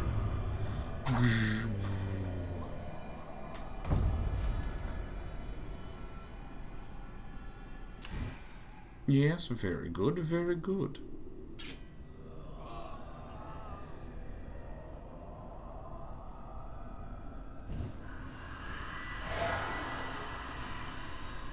Wait.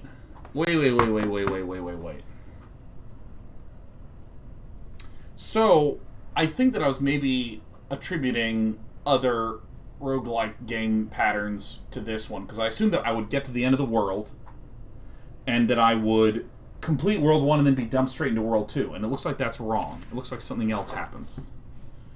Because if I click on this...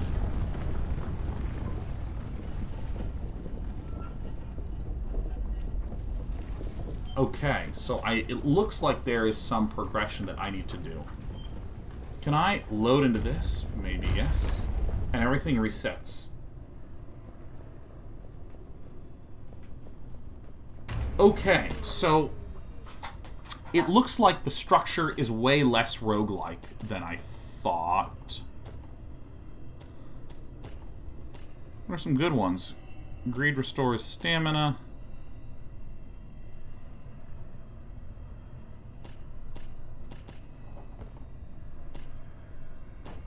Gusting glaive. We can have the forge hammer. Jewel hammer. Nice. Okie dokie.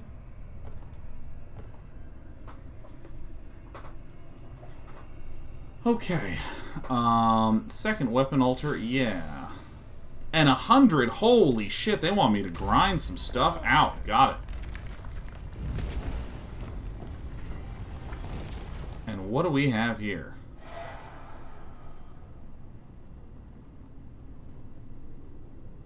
Yeah, I actually like the sword and shield combo. Things were not showing up there. Looks like there's a glitch, but... Okay. Okay. Key. So it looks like it resets after every run.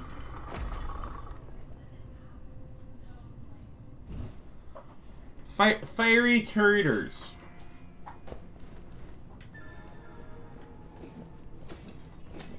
Before we go into this run, I want to once again thank Focus Interactive for the key and the sponsorship for today. It's going to be Focus Home Interactive. Oh yeah, good. The bot's already pasting it. I was going to go paste the link in there, but yeah, there's a link to purchase the game. They just introduced the Dead Cells update, which adds some of the Dead Cells mechanics and other sort of Dead Cells pastries to the game. And it's 20% off on Steam right now till April 19th.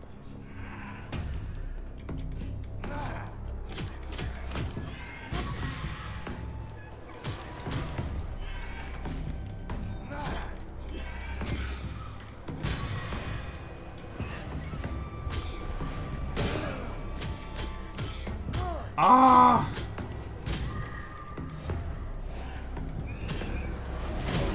What is that ability? Oh my god.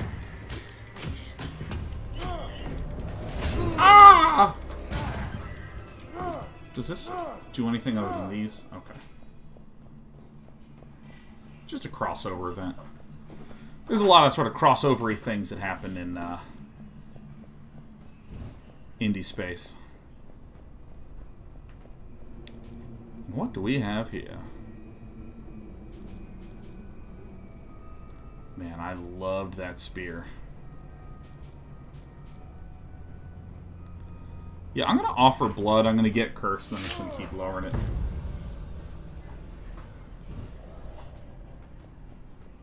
Alright. Wait. Oh, this is Ancient Censer. For some reason, my brain read Ancient Spear, and I was like, alright, cool, I'm going to get a spear. You even heard me be like, oh my god, I love spears.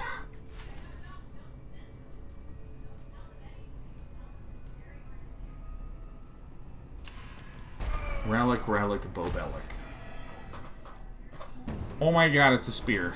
Skip. All regular healing effects are disabled. Okay.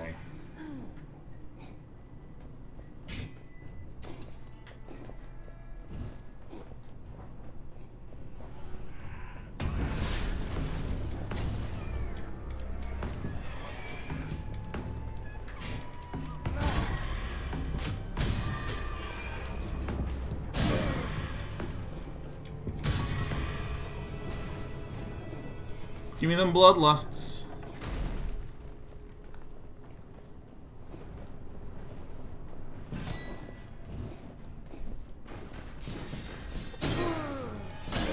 Aye! Dude, those musical cues are very good.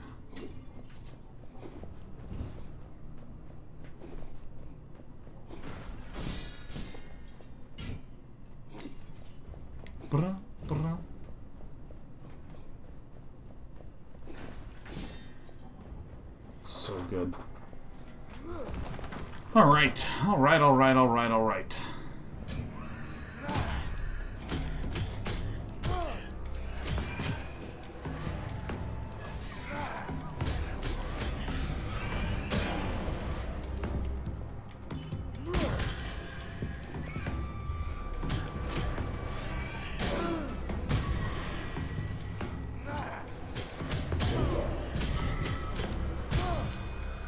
I need to really work on this parry timing.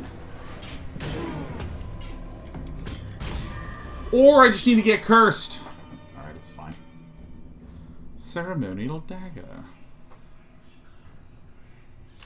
I want to see what this does.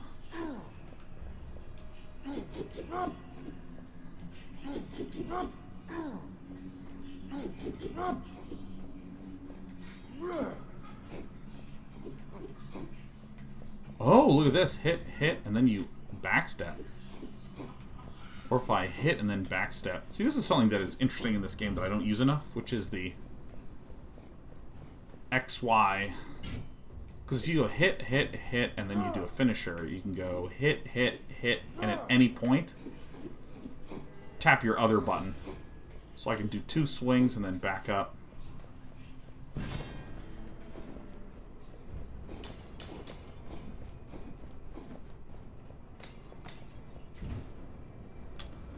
Alright, scroll to sages. Let's see, increase weakened effect durations, whatever. Plus 66% to all healing effects. Gains obtained when offered gear. Okay. I'm just gonna do this, man. Just curse me, max me out. See if I give a damn. I do have one that reduces gold offerings, remove corruption. Well, let's go ahead and get that gold. I can't do healing because I'll just add more cursedness. I know. Some braziers now burn with a dark flame and cannot be lit. That's actually great. I don't care about that one at all.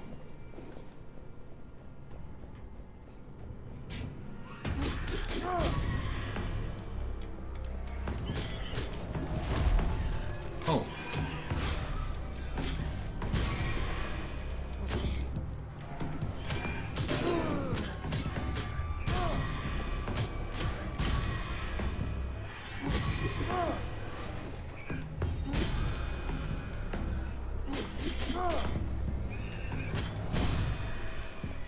Yes! I did it!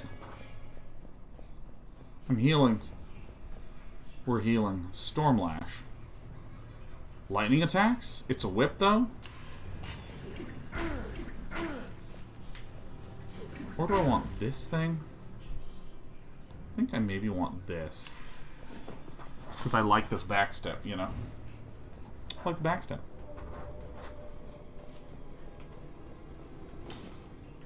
Razor. Oh yeah. Oh yeah, we're being razor-like, baby.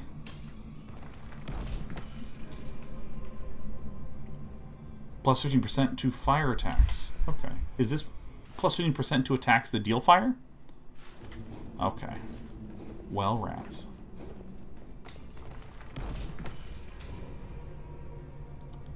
Gleaming sapphire.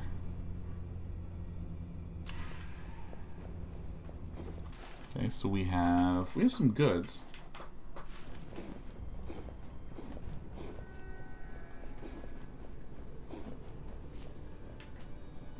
That's my Stormlash.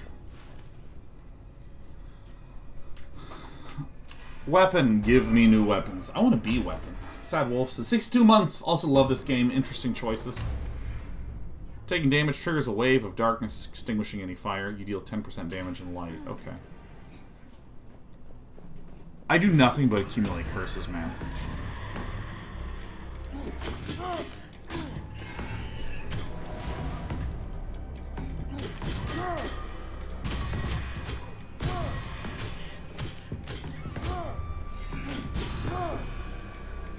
I quite like this little combo.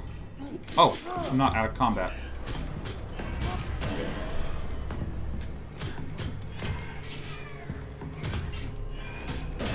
Oh shit, I thought, oh, I did parry, but then he did another swing.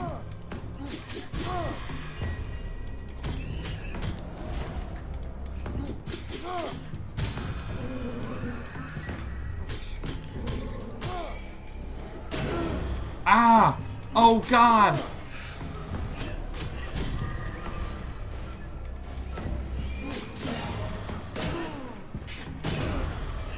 Okay, okay. We do not have good parry timings.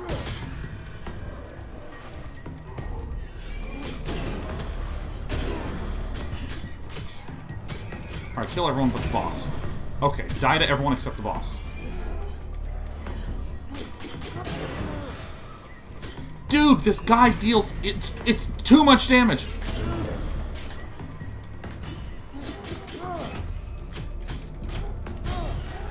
Oh my god, that's the most damage that I've ever been dealt.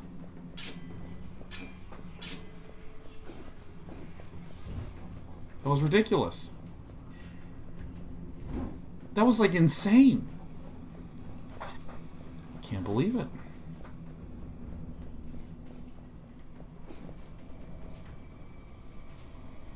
Gross. What is this? Two-handed weapon, Blood Weeper. Oh, I'm gonna offer blood. I don't care about getting cursed this early. I don't care at all. We're streaming for another hour. I'm gonna keep receiving pain.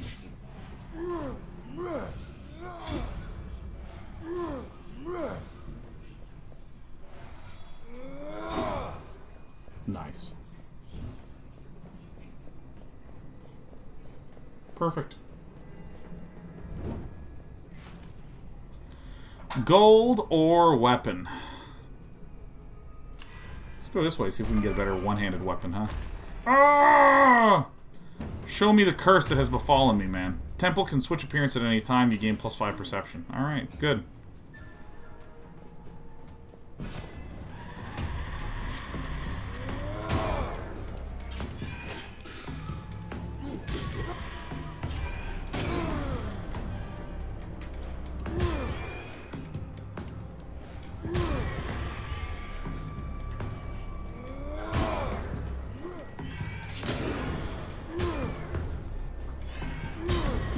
Why is this weapon so terrible?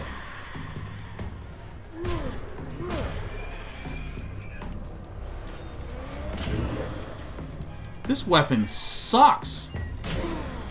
I suck. Oh yeah, this is... I do not like that one at all. Ah! Okay. Let us see here.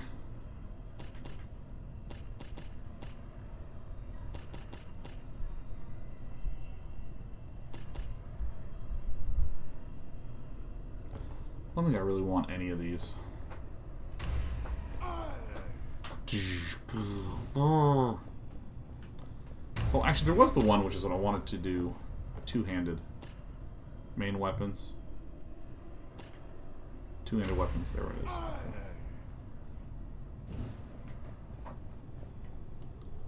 What is this? Blunt claws and braided whip. Or hammer and revolver. You know what? We haven't used these yet. Let's do the exploratory. Oh.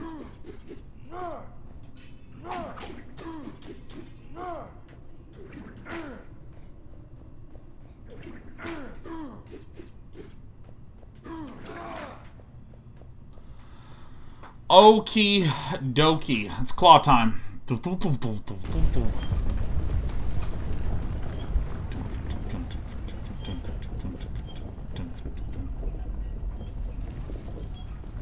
Why does it hurt, like, right in here?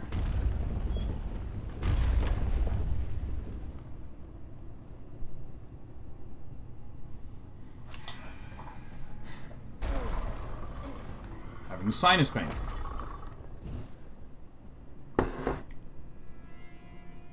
Fiery curators. Okay.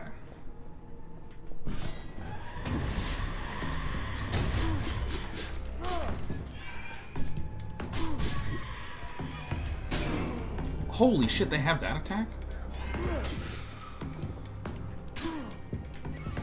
Okay, so if I charge... Oh, it's a backstab. I see.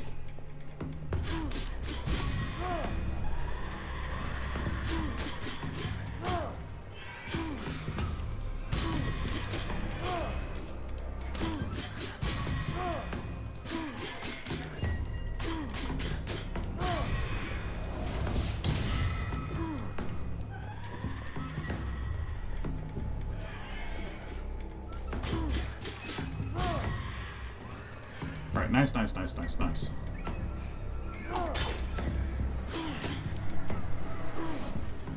What is that shit?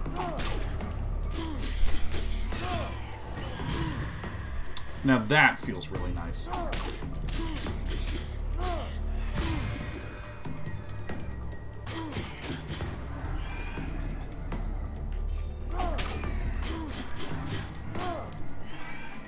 What is that? Oh, it's a healer. Ow!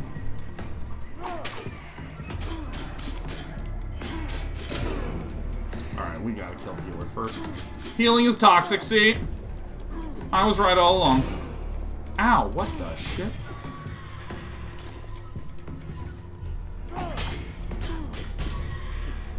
Okay, so some moves like the whip appears to interrupt.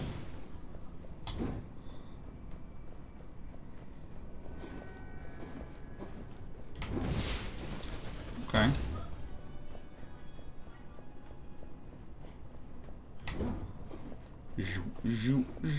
Alright, here we go. Let's see here. Is this a spear? Finishers weaken enemies. Okay, moves 1 corruption for each enemy kill. 20% chance. Okay, yeah, this is it. This is the it shit. We're into this. I really like the weapons that I have. I like spears.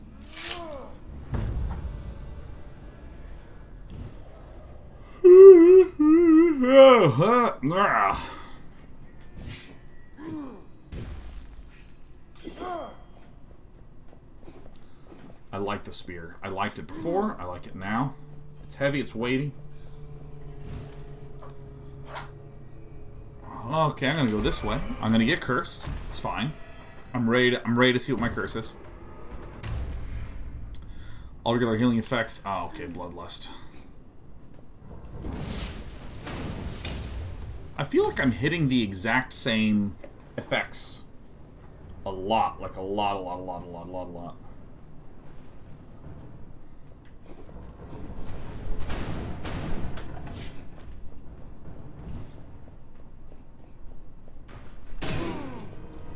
Okay, game.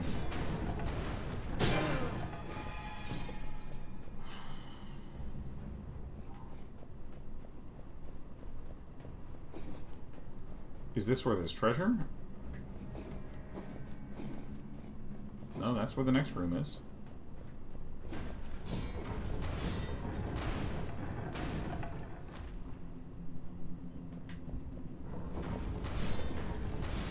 Okay, so both of these are one-way streets, is that right? No. Yes?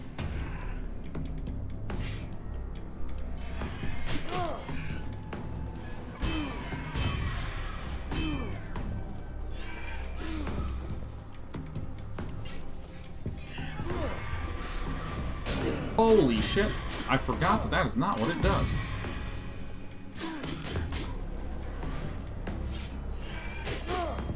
See, that doesn't interrupt at all.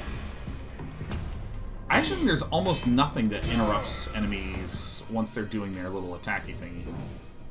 Because I haven't been able to find that many.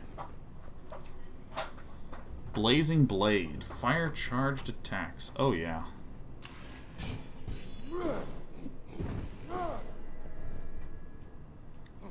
Can I light this? Nice. Excellent.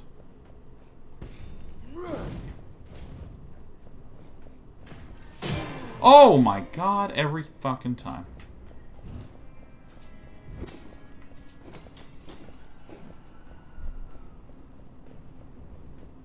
Alright. Alright.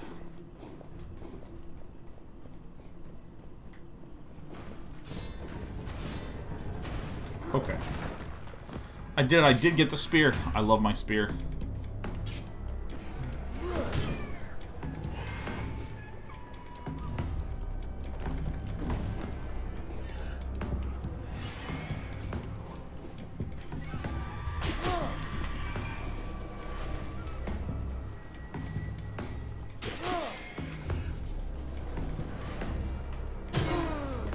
Oh, come on.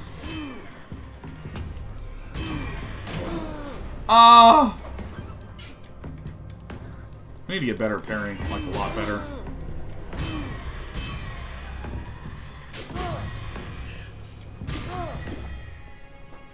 Like infinitely better at parrying.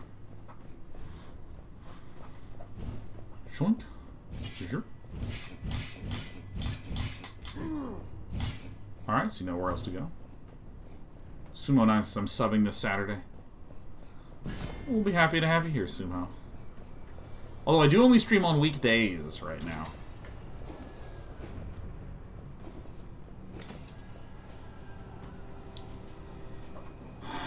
Damage and treasure finds, sure, I guess. I feel like I'm seeing a lot of sameness. I feel like I'm seeing a lot of sameness in the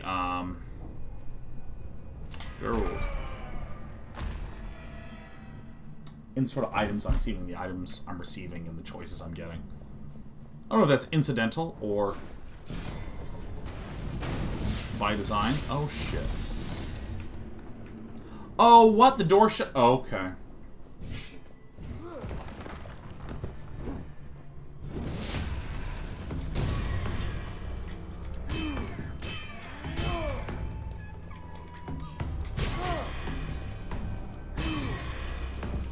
Maybe the regular spear attack does, actually.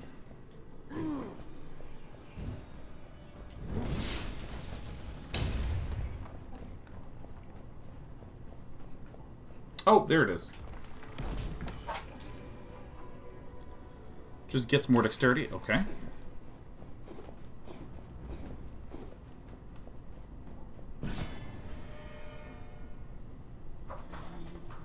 Okay. All right.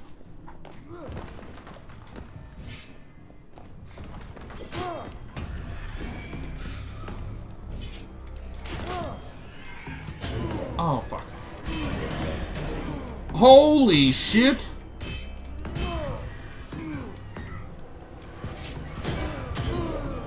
My parry timings are bad.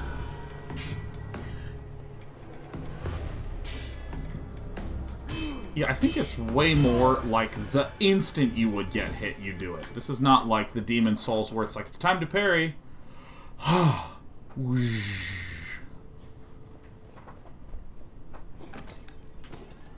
Polish of the audio is very, very good. Torture ring. Heal up when an enemy is killed by the environment. That's never getting activated by me, man. Oh my god, 3%? That's a lot, man. Gold or unknown? Always.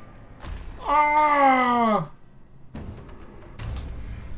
Opening gold chest now inflicts corruption. Gold chests now contain more gold. Great. Right up my alley.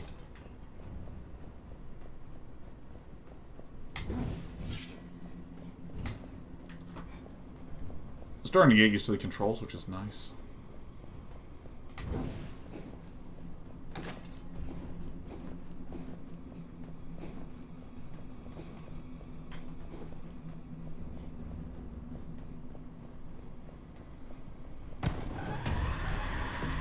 Oh, what?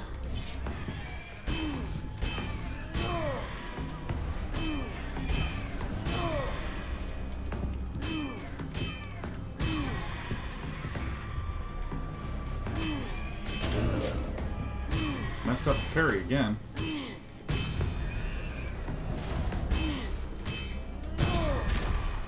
Do I get 1,050 gold now? Excellent, excellent, very cool, very nice.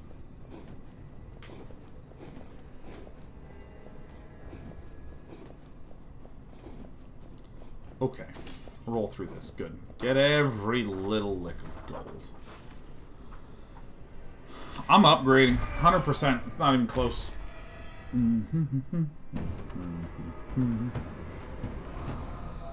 Dude, all I do is get curse. Yep. Dark Flame. Sure.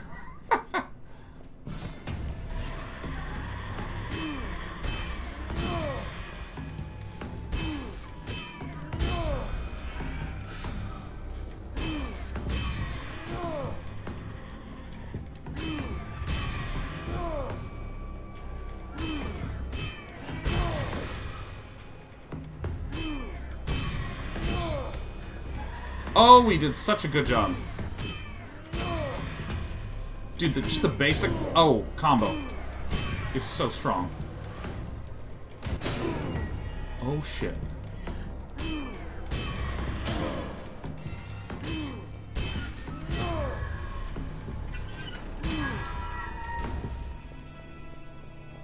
Yuck. What's... Okay, yeah, no, we take those. We take those for sure. I'm not entirely sure how I feel about the darkness mechanic. Because, like, in darkness, you take more damage. So, you want to strategically be in the light. But I feel a lot of the times, like, it feels like in darkness, what effectively happens is that I can't see. This is just a crap ton more damage. Great. Great.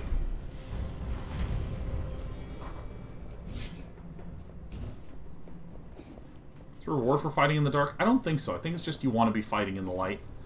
But it's hard to be in the light. Healing? Oh, dude, of course. Of course we want the Healies.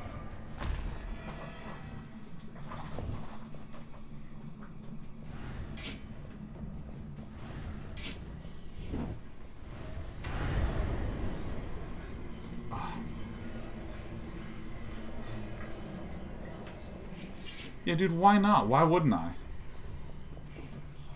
Why wouldn't I want to just heal all the way up and get all the curses? Dude, I'm going to go gold, and then I'm going to go relic.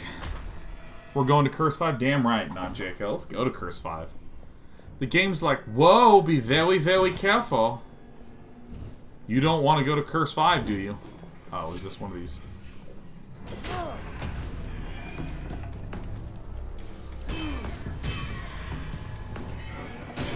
Wrong button.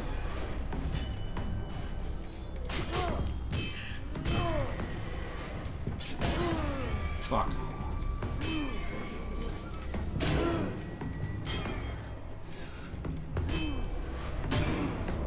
God, nothing interrupts in this game.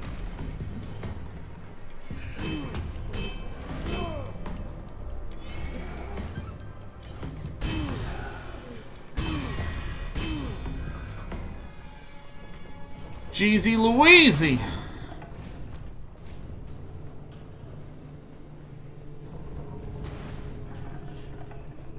Oh yeah, I can hold this up, huh? Oh, that purple douses the flame, huh? So if I walk into it, it's just poofed out. Okay.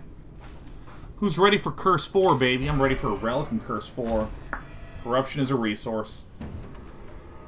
Skip it. Blood offerings do not cost corruption. They cost health instead. Oh, thank God!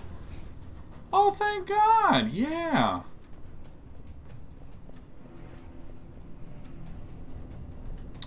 Oh my God, it has a lock-on system.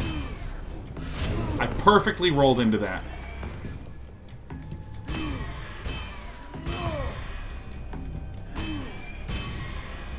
Well, that's actually really nice.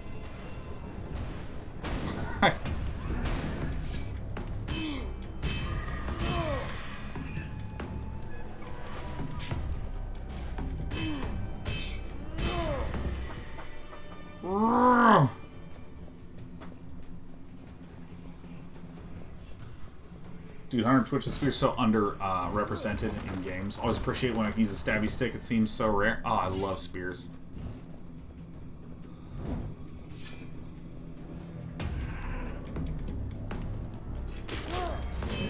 Holy shit, no thank you.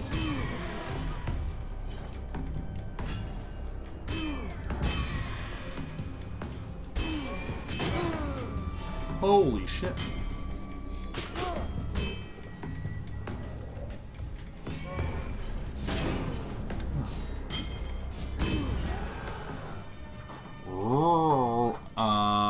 Gold offerings remove corruption. Don't really care that much about that.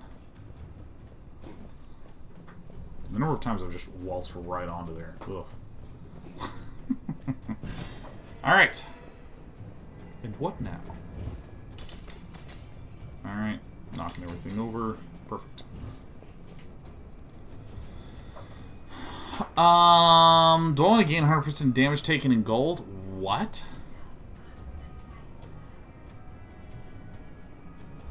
That's weird. This is 30% damage for poison attacks. This is base damage for whips. I'm not going to get any of those. Those all seem terrible. I'm not doing this. I'm ready to fight the champion.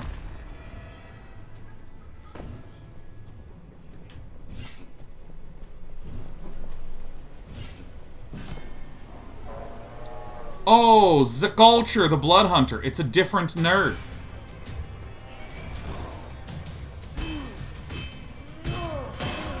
Ow.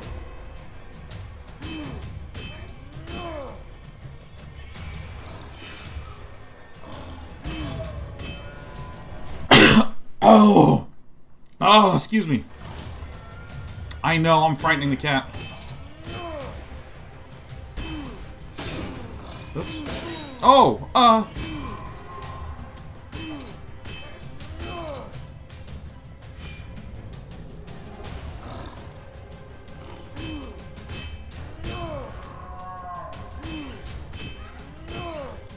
Dude, this is a game where you gotta get good at parrying.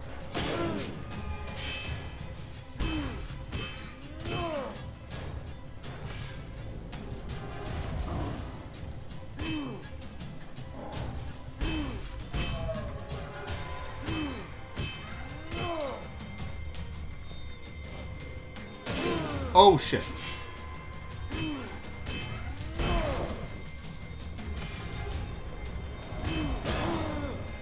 Oh, shit. First 5. I did it.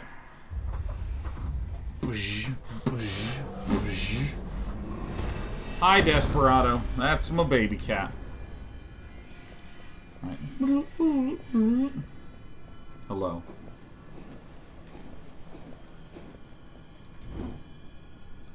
Have a seat, little Desper. Have a seat, my princess. Whoa, easy there. Victory cap. Desper's like, oh my god, Dad! Pay attention to me and love me all! Alright, yep.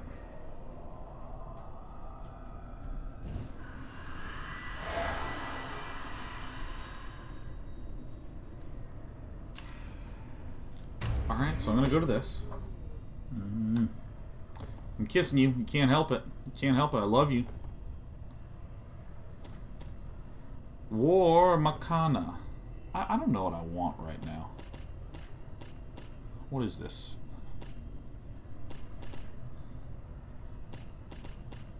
Okay.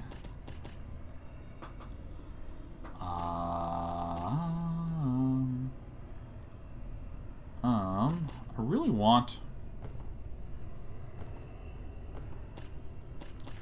It's another 5-coster. Silver Stars? Dragon Gun Sleeve?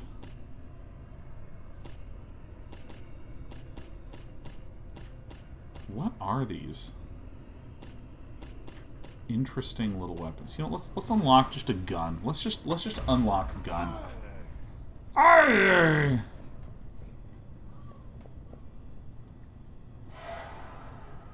Why not?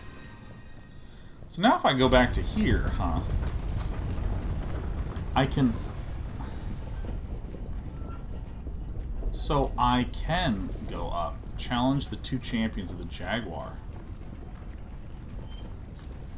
Alright, let's fight the tiger. You are as in the way as you could possibly be, darling. Relic first. This is good, because let's go get a weapon.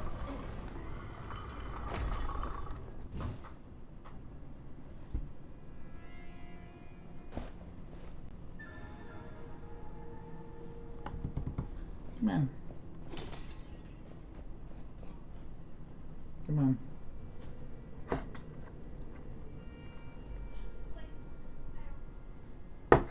What are we doing? What are we doing? What are we doing? Get out of here. I'm trying to make content.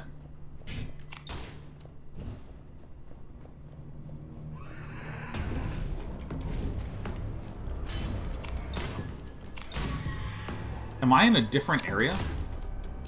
Or the same area? Because I feel as though I am in the same area.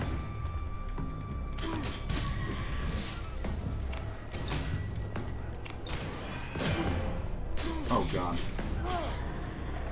I love you. I love you very much. Oh, God. Alright. Is this... Did I enter into... Am I in a new area? I thought that I entered into a new area, but this looks exactly the same as the first area.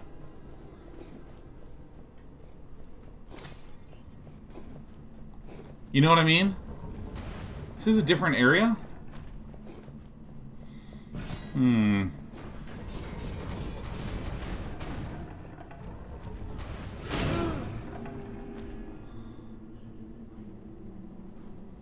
Hello. I mean, the art basically looks the same. Same gods, same fire stuff. Okay. Oh, I see. So it's like an upgrade. It's not actually a new area. It's the same area, but I guess it has more levels to it. Same thing, twice as long. Ah.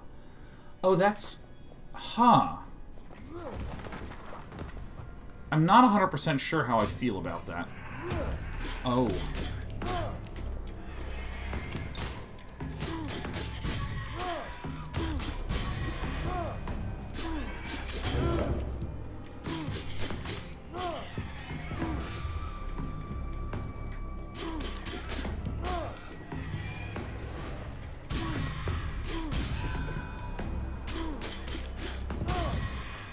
Claws are pretty fun. 15 damage against weakened enemies. I don't know how to weaken an enemy. Yeah, I think that I officially am not that much of a fan of the light and dark mechanic. Because it seems underutilized.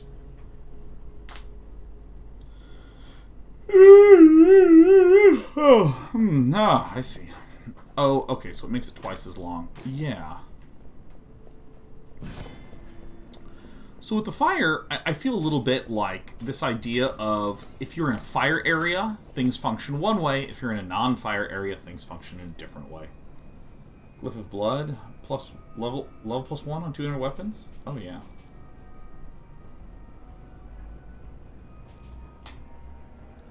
Take that blood, baby.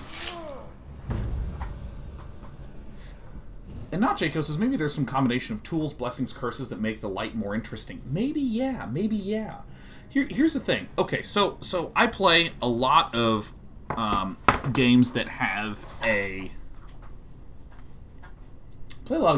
like different axes that interact and function with stuff in different ways. And I think a lot about how the content that you do experience creates implications and, more importantly, expectations for the remainder of the content in the game.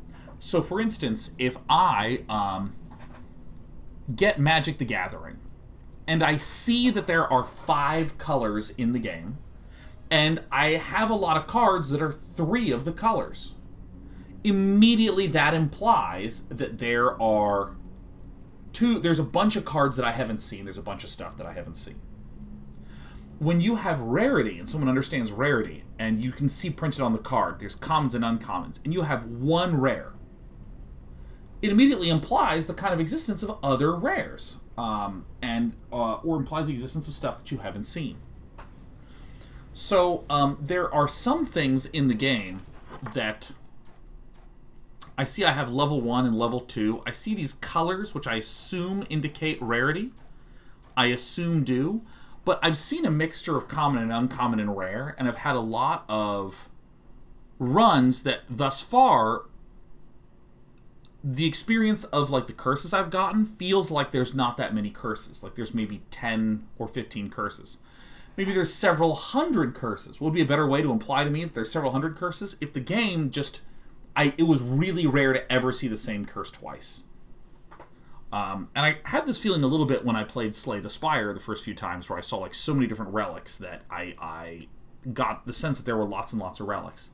But what I'm gleaning from the fine beans in chat is that, like, because when this run ends at the first few stages, as it turns out, when you get to later stages, like the one that I'm on right now, I will actually get the chance. I will actually get the chance to have a longer run and get more complex and interesting interactions. I actually, because I played through several different runs and kept dying, or I guess we'll run and I beat the boss and saw that was in the end, in my brain I went, oh, this is the entire game. Something in my brain went, oh, the game is you pick a level. Excuse me. There you go. That's a good dog. Or cat. Whatever fucking animal you are. I've called the cat a good dog. That's the way that you need to be.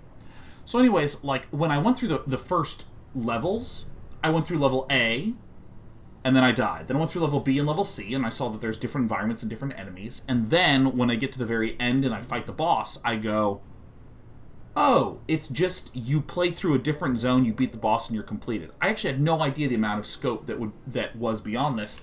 And I'm only now learning that if I beat the boss, I move on to the next area, which means that I get to keep upgrading and keep getting better and cooler weapons. Oh, that's cool. However, I didn't know that.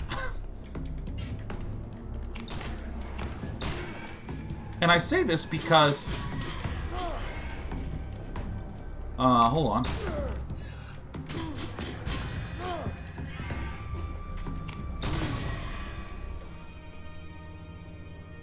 I say this because when it comes to the light mechanics, I'm realizing how much expectation I have that the only thing light does is you light this, and then you take less damage, and if you don't light that, you take more damage. Like, that is my current understanding and my current assumption.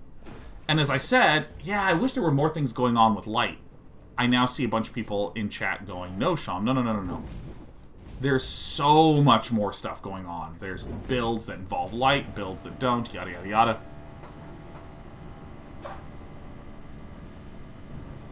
Someone is boring a hole in the floor above me. Good lord. Do you hear this? Do you hear this? Oh my god.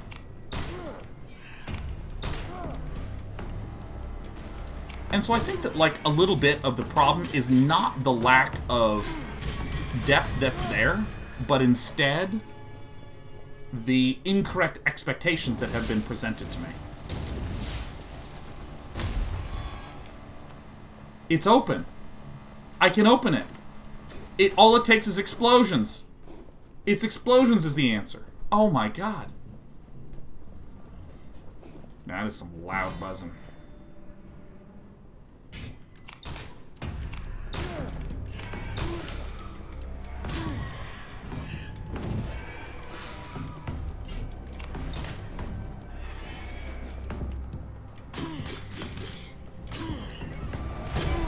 Oh, come on.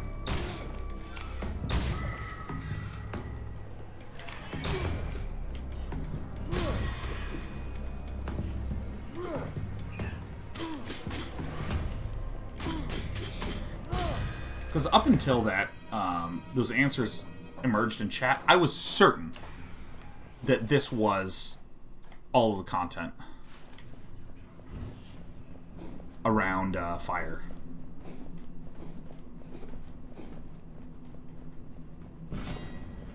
I'm really interested in the idea of creating expectations in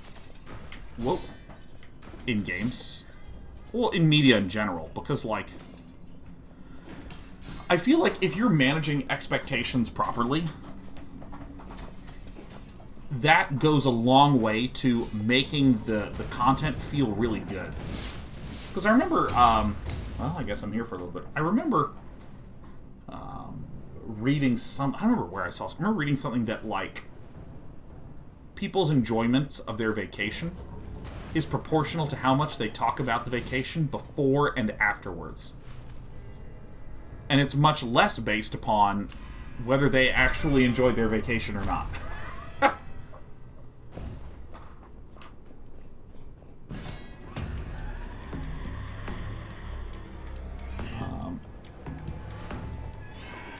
had a point that I was going to make off that. But I need to dodge. Holy shit, I hit the wrong button. I dodged the wrong way. I ran out of stamina bullets.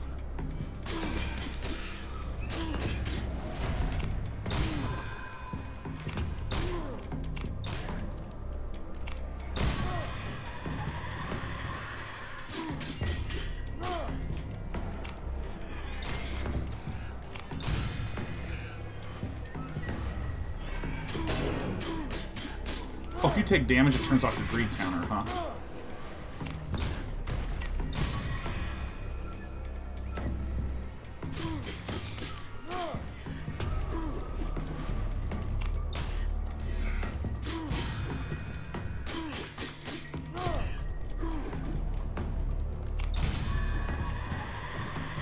Oh my god, they just keep coming.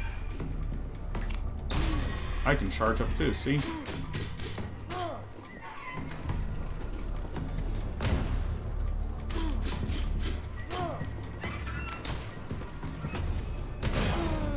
Ah!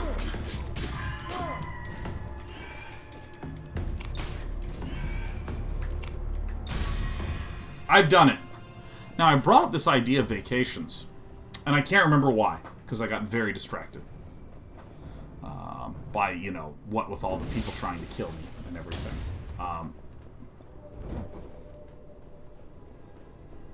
Because remember I was talking about expectation management, and I remember I brought up that anecdote, and I can't remember why. So I'll come up with a new use for it. But, you know, this whole idea of, like, I will enjoy my vacation more in terms of research if I'm just anticipating it more. And there's other things in games where this has happened where, like, when an item drops in a lot of RPGs, you have to identify it, which is the equivalent of getting a present and having to unwrap it before you see what it is. And I think that, like, ow.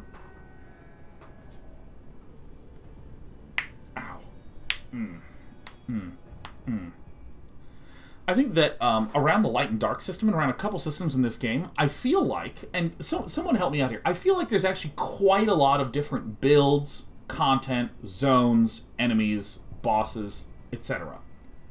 Feels like there should be a lot of this, because this game is actually very well reviewed on Steam. I've seen some comments from people here.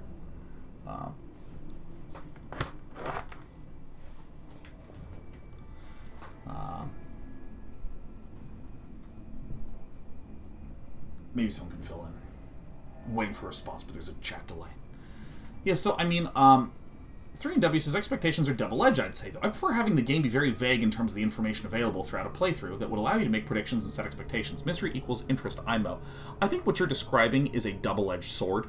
Because, for instance, if you open up a map, like I did in this game, and I saw lots of locks over certain areas, it doesn't tell me what's going to be there. It's not that it's presenting all the information. It's not about information. What it does is it sets an expectation. It's actually an absence of information. It's showing locks on top of it. Skyhammer? Oh, shit, yeah.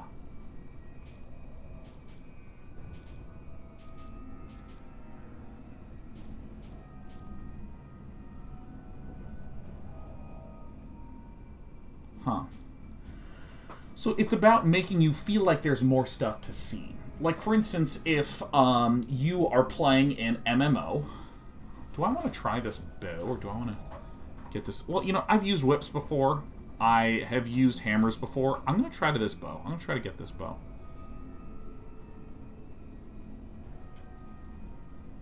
If you're playing an MMO, and you are in a small tutorial area.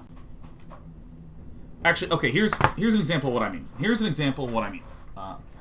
Arzian says there's a ton of depth to the game, and the complexity increases the further you progress. Later runs are much longer and give you more time to accumulate stats and weapons and curses, so the complexity compounds on itself. It's not as apparent early game. Yeah, see, this is actually, I am relieved and pleased to hear this. So first, I'm relieved and pleased to hear this because I was having a lot of fun in that run where after the one where I had the hammer and I was beating the shit out of the boss, and then it ended, and I kind of had a feeling of, oh, my toys. I really liked the hammer. And so much so that when I saw the hammer right here, I was like, please let me buy it. But I'm also interested in seeing how this thing looks. So the fact that you get longer runs that are more complex, where you can get more stats, where you can build around your weapons even more, that's great. That's super tight. And I'm also seeing now that the curse system, I want to pay for everything with my curse juice, because who cares? I'm never going to hit the 5th. I now realize that if I'm having a longer run, yeah, cool. So that's like really exciting. But I want to talk a little bit about expectation management. Then I want to play a little bit longer, and then I'm going to close out the stream, because we're doing a short one on this Wednesday. I keep almost saying Thursday, but we are doing a short one on Wednesday. And then usual streams on Thursday and Friday. But okay, so I feel like it's really, really important in a game to clarify what the fun is for the player. Not what the good thing is, not what the mechanics necessarily are and how all the stuff functions, but what the fun thing is. When you sit down in this game, it's like, beat the crap out of dudes. Keep hitting them. And it's introducing mechanics to me. It has like a little quest system up in the top left. It's showing me various powered up attacks. And you know what? It's fun to try to time a power shot like this. That's fun to do. And it shows you it, and then it gives you a bunch of dudes to beat the shit out of, right? You want to show the fun, cool thing right away. Now, what does that mean? Well, a lot of times there's the moment-to-moment mechanics that we think of as like, sort of the cool, fun, rewarding stuff. But I feel like just as important is what is the long-term fun. So let me give an example of in an MMO. If you're playing an MMO, it's going to introduce to you some combat. And the fun of combat, and maybe it has a good tutorial like this game did to sort of show what the start of the stuff is.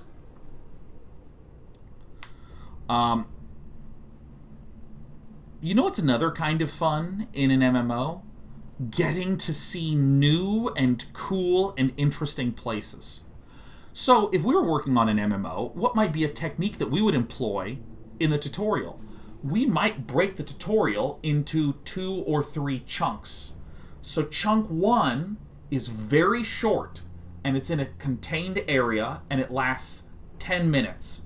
And at the end of this 10-minute tutorial, you have to journey to another location, which introduces to you the fun of exploration. Dude, you were in this normal-looking town, then you had to journey across a bridge that was over a river of lava in order to scale your way up to the top of this mountain where the next tutorial area was.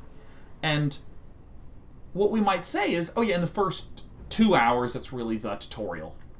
But in terms of the actual functional education the player's getting, it's not just about, here's all the systems, here's how the stuff goes. It's instead saying, hey, you see, we have fun combat in this game. Hey, now go over there. While you're going, notice that we're promising you, we're tuning your expectations to understand that you get to journey to different and cool places. I recently played an ARPG called Magic Legends, where the tutorial was so long, and it was in the same area, and it was the same, and it was the same, and the same, and the same, and the same. I actually, by the end, had the perception that the entire game took place in this one area. And I was sort of like, oh. Like the, there's ARPGs that you'll sometimes play where you enter a zone, and it's like, Woods Area 1, and then you get to the next place, and it's Woods Area 2, and then you get to a third place, and it's Desert Area 1, and then you get to the fourth place, and it's Woods Area 3. And what your brain does is it immediately goes, oh, there's multiple different areas in this game, just because the desert was just kind of plopped in there and explicitly smacked in your face. Or similarly, if you enter into an area in Dark Souls and it goes Undead Perish, the game just communicated to you that you did something. You got to see a new place. So you go from the north, you go to the Undead Asylum to the Undead Parish, which communicates to you, oh, you're going to see interconnected zones in this game. Yada, yada, yada, yada, yada, yada. And so my whole sort of point as with respect to Curse of the Old Gods is the following. I didn't realize the amount of depth that was in this game in the first 2 hours. And now that I'm rounding the corner on hour 2.5, I'm sort of going, oh, there's actually a hell of a lot more stuff here. Which is exciting, but I think, you know, I'm imagining some viewer who watches the first 90 minutes, sees me dying, and then sees me completing the boss, and then sees it resetting after the completion of the boss, and they might erroneously conclude, this is like a roguelike where... Holy shit. This is a roguelike where it's only one boss long. Which is false. The bow is good. Ow, but I am bad.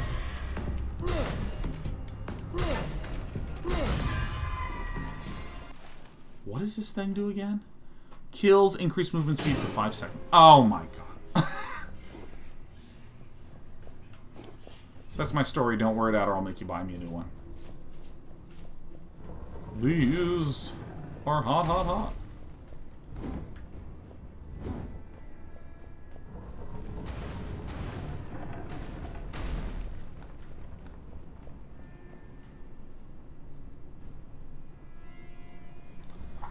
Ghostburger says, this is the exact disclaimer I've told a few friends who were interested in the first place. Yeah, I think that this would be the #1 disclaimer I would give to someone, which is that the game feels like it opens up, and then it feels like it narrows down to this, when in reality it's about to...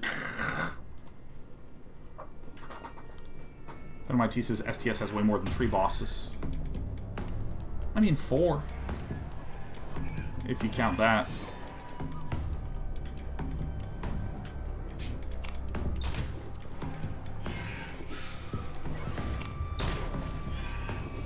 Uh-oh, I'm in the corner.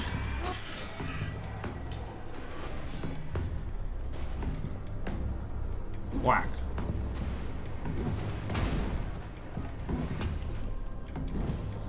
Oh, I see what you're talking about. No, we're not talking about total bosses in the game. We're talking about the number of bosses that you play in a run. There's still only, like, 3 zones, and then in the 3 zones you... Blazing weapon! No, I like... well...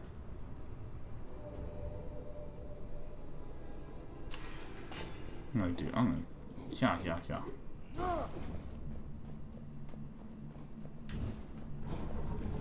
Yeah, like, and again, the comparison to this is that, again, I had an incorrect understanding, or incorrect expectation, where I went, oh, I see. What I do is I just do 1 boss. Yeah, Phantom, we're just talking about something different. I'm not trying to say that you're wrong or you're incorrect. I'm just literally bringing up the fact that in this game I beat a boss and the run was done, and I went, oh, there's only 1 boss? Yes, and there might be 20 different Act 1 bosses in the game. But again, Phantom of Marys is talking to Phantom IT and chat. My guys, all the Phantoms are joining us today. Visions of Madness. Taking damage causes hallucinations. During hallucinations, dodging has no stamina cost. What? Alright, Phantom only chat. Light him up.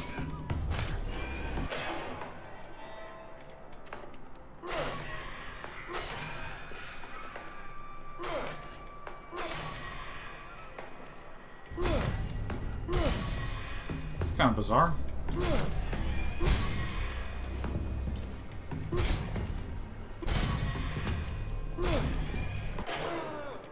Fuck.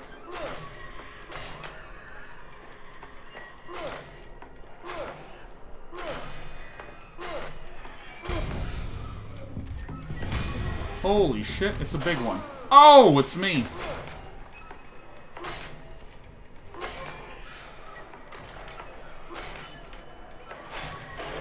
Ah, rolled the wrong way.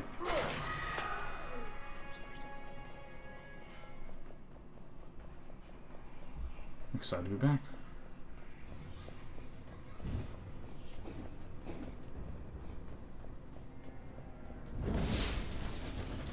light him up.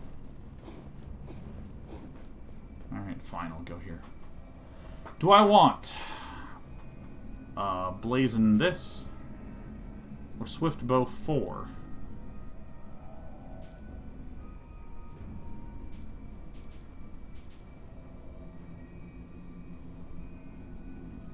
$24 plus 1. Yeah, I'm gonna get the blazing blade. Yeah, the WandaVision curse. Whenever you get hit, enter WandaVision. Relic. Document says, he addressed the canceled early access event on MTGA. I mean, in various places, but I mean, the long and short of it is I expected there to be an early access event today. They announced that not only is there no early access event today, there will not be an early access event for any set in the future. Oh shit, oh shit.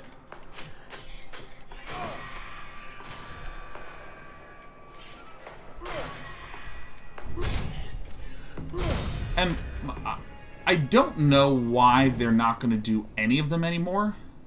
Oh shit, yeah, give me the decks. I don't know why they're not going to do any anymore. What?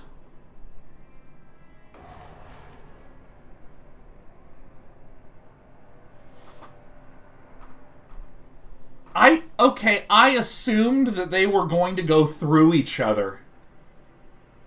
My gamer brain said fireballs pass through each other. And this game's what, like, no, they operate like fireballs. Well, what a perfect stopping point.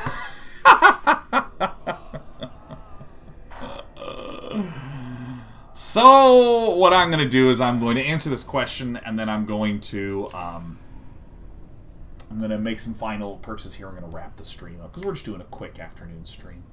But about the early access events for Magic, my understanding is the following. They announced with a few days before it was going to happen that it not only wasn't going to happen, but there would be no more early access events at all going forward. And my assumption is something that I think is not said enough. Frankly, I have been streaming for so long and seen so much volatility and change and shifting and stuff. It doesn't really bother me, and I don't really put a particular, like, oh my god, my early access event, like, I don't really have that reaction to it. But I think that, again, here's something that I think that is not said enough that should be said. I have seen relatively little disruption since the pandemic started in the games that I play and in the companies that make the games that I play than I would have expected. There has certainly been some, we're delaying this 4 or 5 months. But you know what? Games pre-pandemic delayed by 4 or 5 months or 6 months or 12 months anyways. So I'm like, yeah, delays are pretty normal.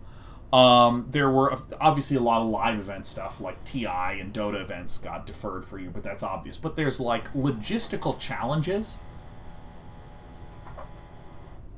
There's logistical challenges to just doing something like an early access streamer event that I assume was just a pain in the ass. You know what I mean? Like, I assume that trying to get a few hundred or a few thousand people, each a personalized account with, this person's having login issues, that person's installation isn't working, and we have exactly 24 hours to try to make sure that we can handle this huge flood of questions that then will immediately go away the next day. I can imagine a streamlined setup where one person goes, hey, let's generate those streamer access codes. And it just gets sent out and it's done and it's self-managing. I can imagine a world where that as an end result exists, but I can also imagine, how did the first early access streamer event happen? Probably someone going, guys, I have a really great idea. What if we did a 1 day early, like early access, It'll let us see if there's any really big sort of kinks with some of the server connections or server issues or card issues or something like that. Which, for instance, this happened in a previous streamer event where there was a card called Nahiri's Lithoforming that just didn't work properly. And then that got fixed for the release the following day or like 2 days later. But I can imagine someone going, hey, this is a really great idea. And someone's like, okay, go to social team, get a bunch of emails of people who we want to get invited and just fucking start sending them out. And let's start generating a bunch of these custom accounts. Hey, we don't have the functionality to do that. Can we do them by hand? Yada, yada, yada, yada, yada, yada, yada. So I can imagine the logistical headaches that it could have occurred.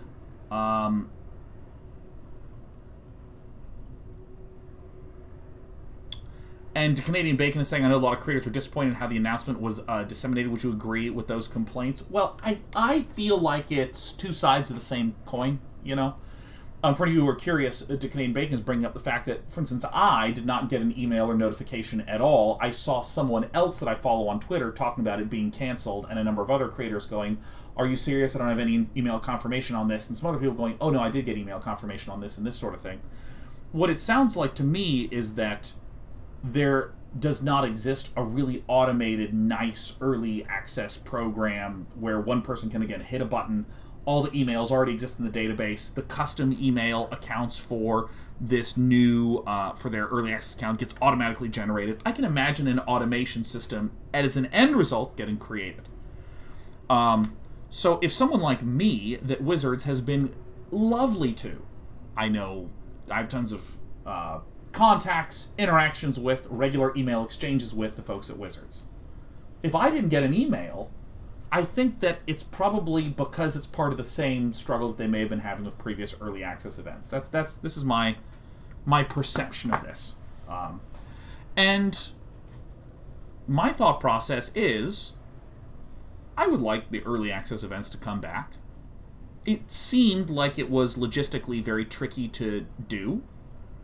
It could wind up being logistically not tricky to do in the future, and I'd be delighted if that was the case. There's another line of reasoning that I have not thought down at all, which is maybe there's someone who thought it was bad and that they don't want to do an early access event. I think that's false. I just literally, I haven't thought that much about it because I don't know. I can't imagine why it would be a thing. I mean, companies literally pay substantial money to streamers to broadcast their games and constantly try to think of techniques to get their games high up on Twitch. Like, this is like all gaming companies, with maybe like 2 exceptions. And I'm saying 2 because I can envision someone going, we just don't want to do it. I don't know, I guess. Or like maybe we're a mobile game developer and we don't think that Twitch has as much value as just paying money to advertise in other mobile games or some shit like this. Shy says 2,000 viewers in chat is like completely dead. I wouldn't say it's like completely dead. Yeah, chat sometimes moves quickly at around 2,000, sometimes moves slowly. I've seen some people accuse other broadcasters of view botting because their chat's very quiet. Some people just have quiet chats at certain times. For instance, Shy Sly, I am giving a nice, articulate speech about a big drama point in the community, and almost always that causes chat to stop when I'm in the middle of a story like that.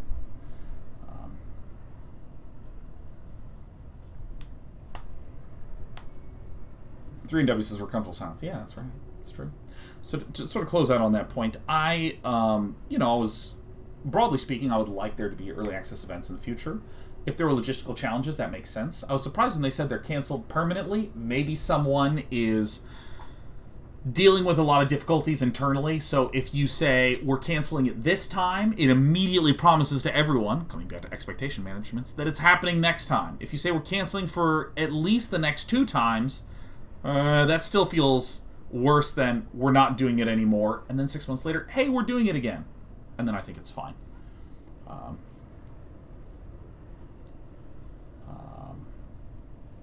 Oh no, AG Greenzerg is raiding with a party of 400. AG Greenzerg, we're going offline in 90 seconds! We're still grateful that you rated us, and welcome. It's good to see you.